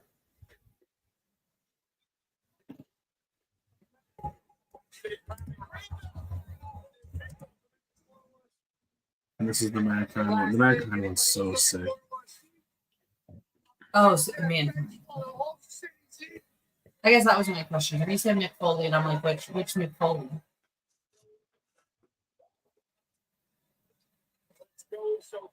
Which makes sense because you did say it. Well, it has like his mask characters, over Mick the top. Foley's Cactus Jack. Right. Big You were Cactus saying the Jack belt one. or the bag looks like socket, right? Mm-hmm. Why do you keep that chocolate? That makes sense. Matthew saying, "Can we have a food eating contest?"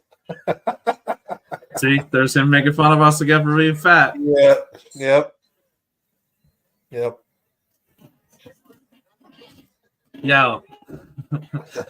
We'll have a oh, never mind. Let's say, yeah, we'll have an eating contest. Send your sister over. They say raw skin. See Henry. Listen, I can roast back. We'll have an eating contest. Yo, the refs definitely just slapped Jey Uso twice in the head. So like here's one here, the belt, right?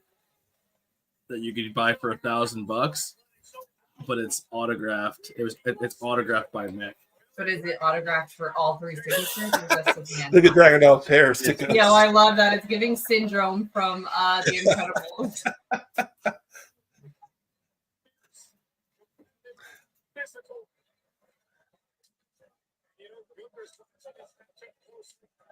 Actually, nevertheless, I need somebody. Kai, are you here? Kai, you are here. I'll take you up on that challenge, but don't think you stand a chance. Oh, on the queen. I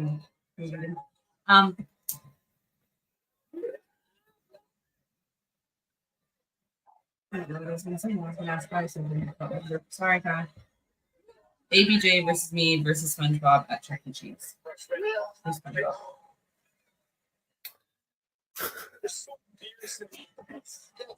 Who you calling SpongeBob? I'm asking. No idea. I was hoping you. I have no idea. Maybe it's actually SpongeBob.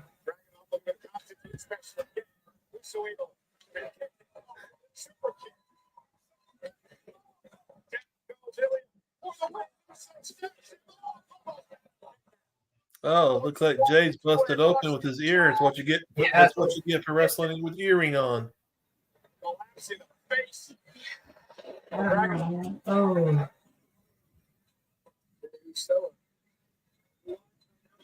Learn his lesson.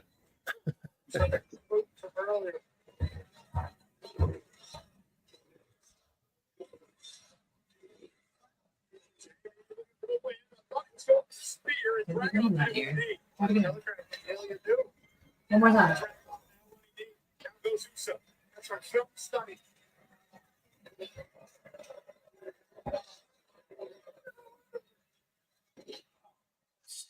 Across the ring. And now Ilya dragging on ABJ so where he wants it.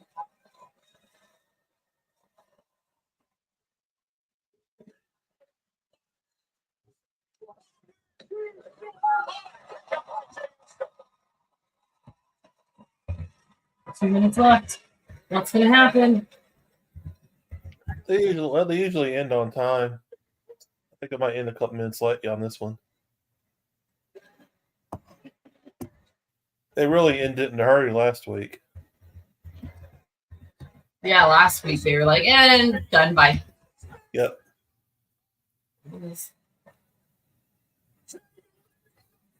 Oh, it's over. Yepper. They had to hurry it up. Wow, and he being clean.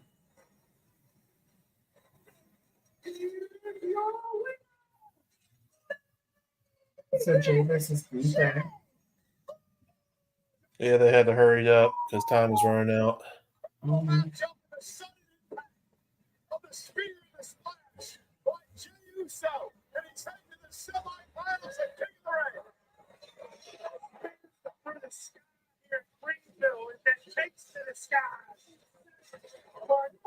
Splash, full set. 1, 2, 3.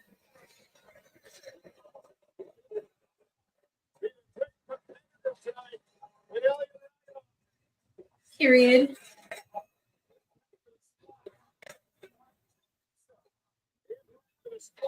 That's crazy. That's actually really crazy to me that they let that happen clean. Yep. I'm shocked. I'm shocked they did that. There you have it. There's your updated things. Look at it. Bracket.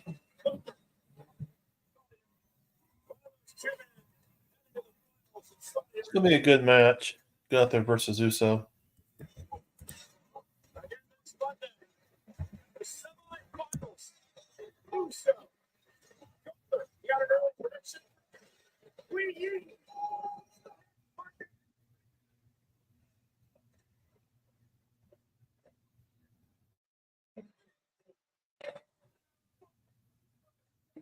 Oh, Gunther's coming out.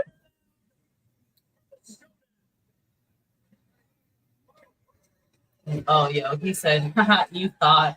Are you scared you just punked him?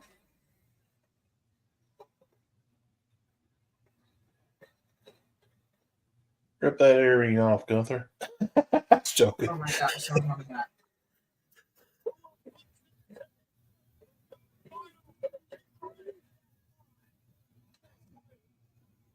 I will say one thing about Jay Uso that I don't want to say bothers me, but I don't understand about his fashion. All of your gear is blue. Why is your hair green? I don't know.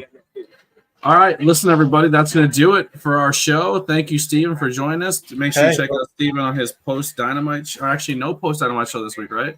For 2 weeks. For 2 weeks. On vacation for 2 weeks because Raz is Out of country. out of the country. He's on he's doing missionary work. Yeah.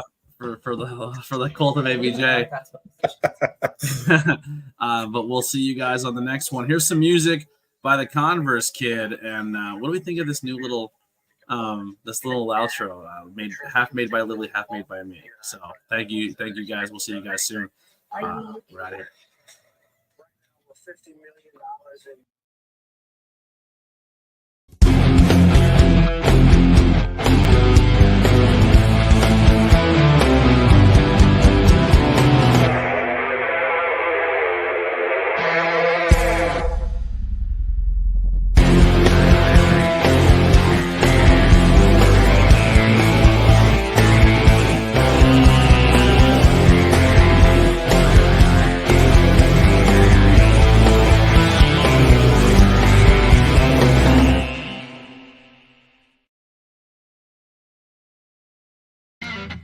This is an ABJ podcast production.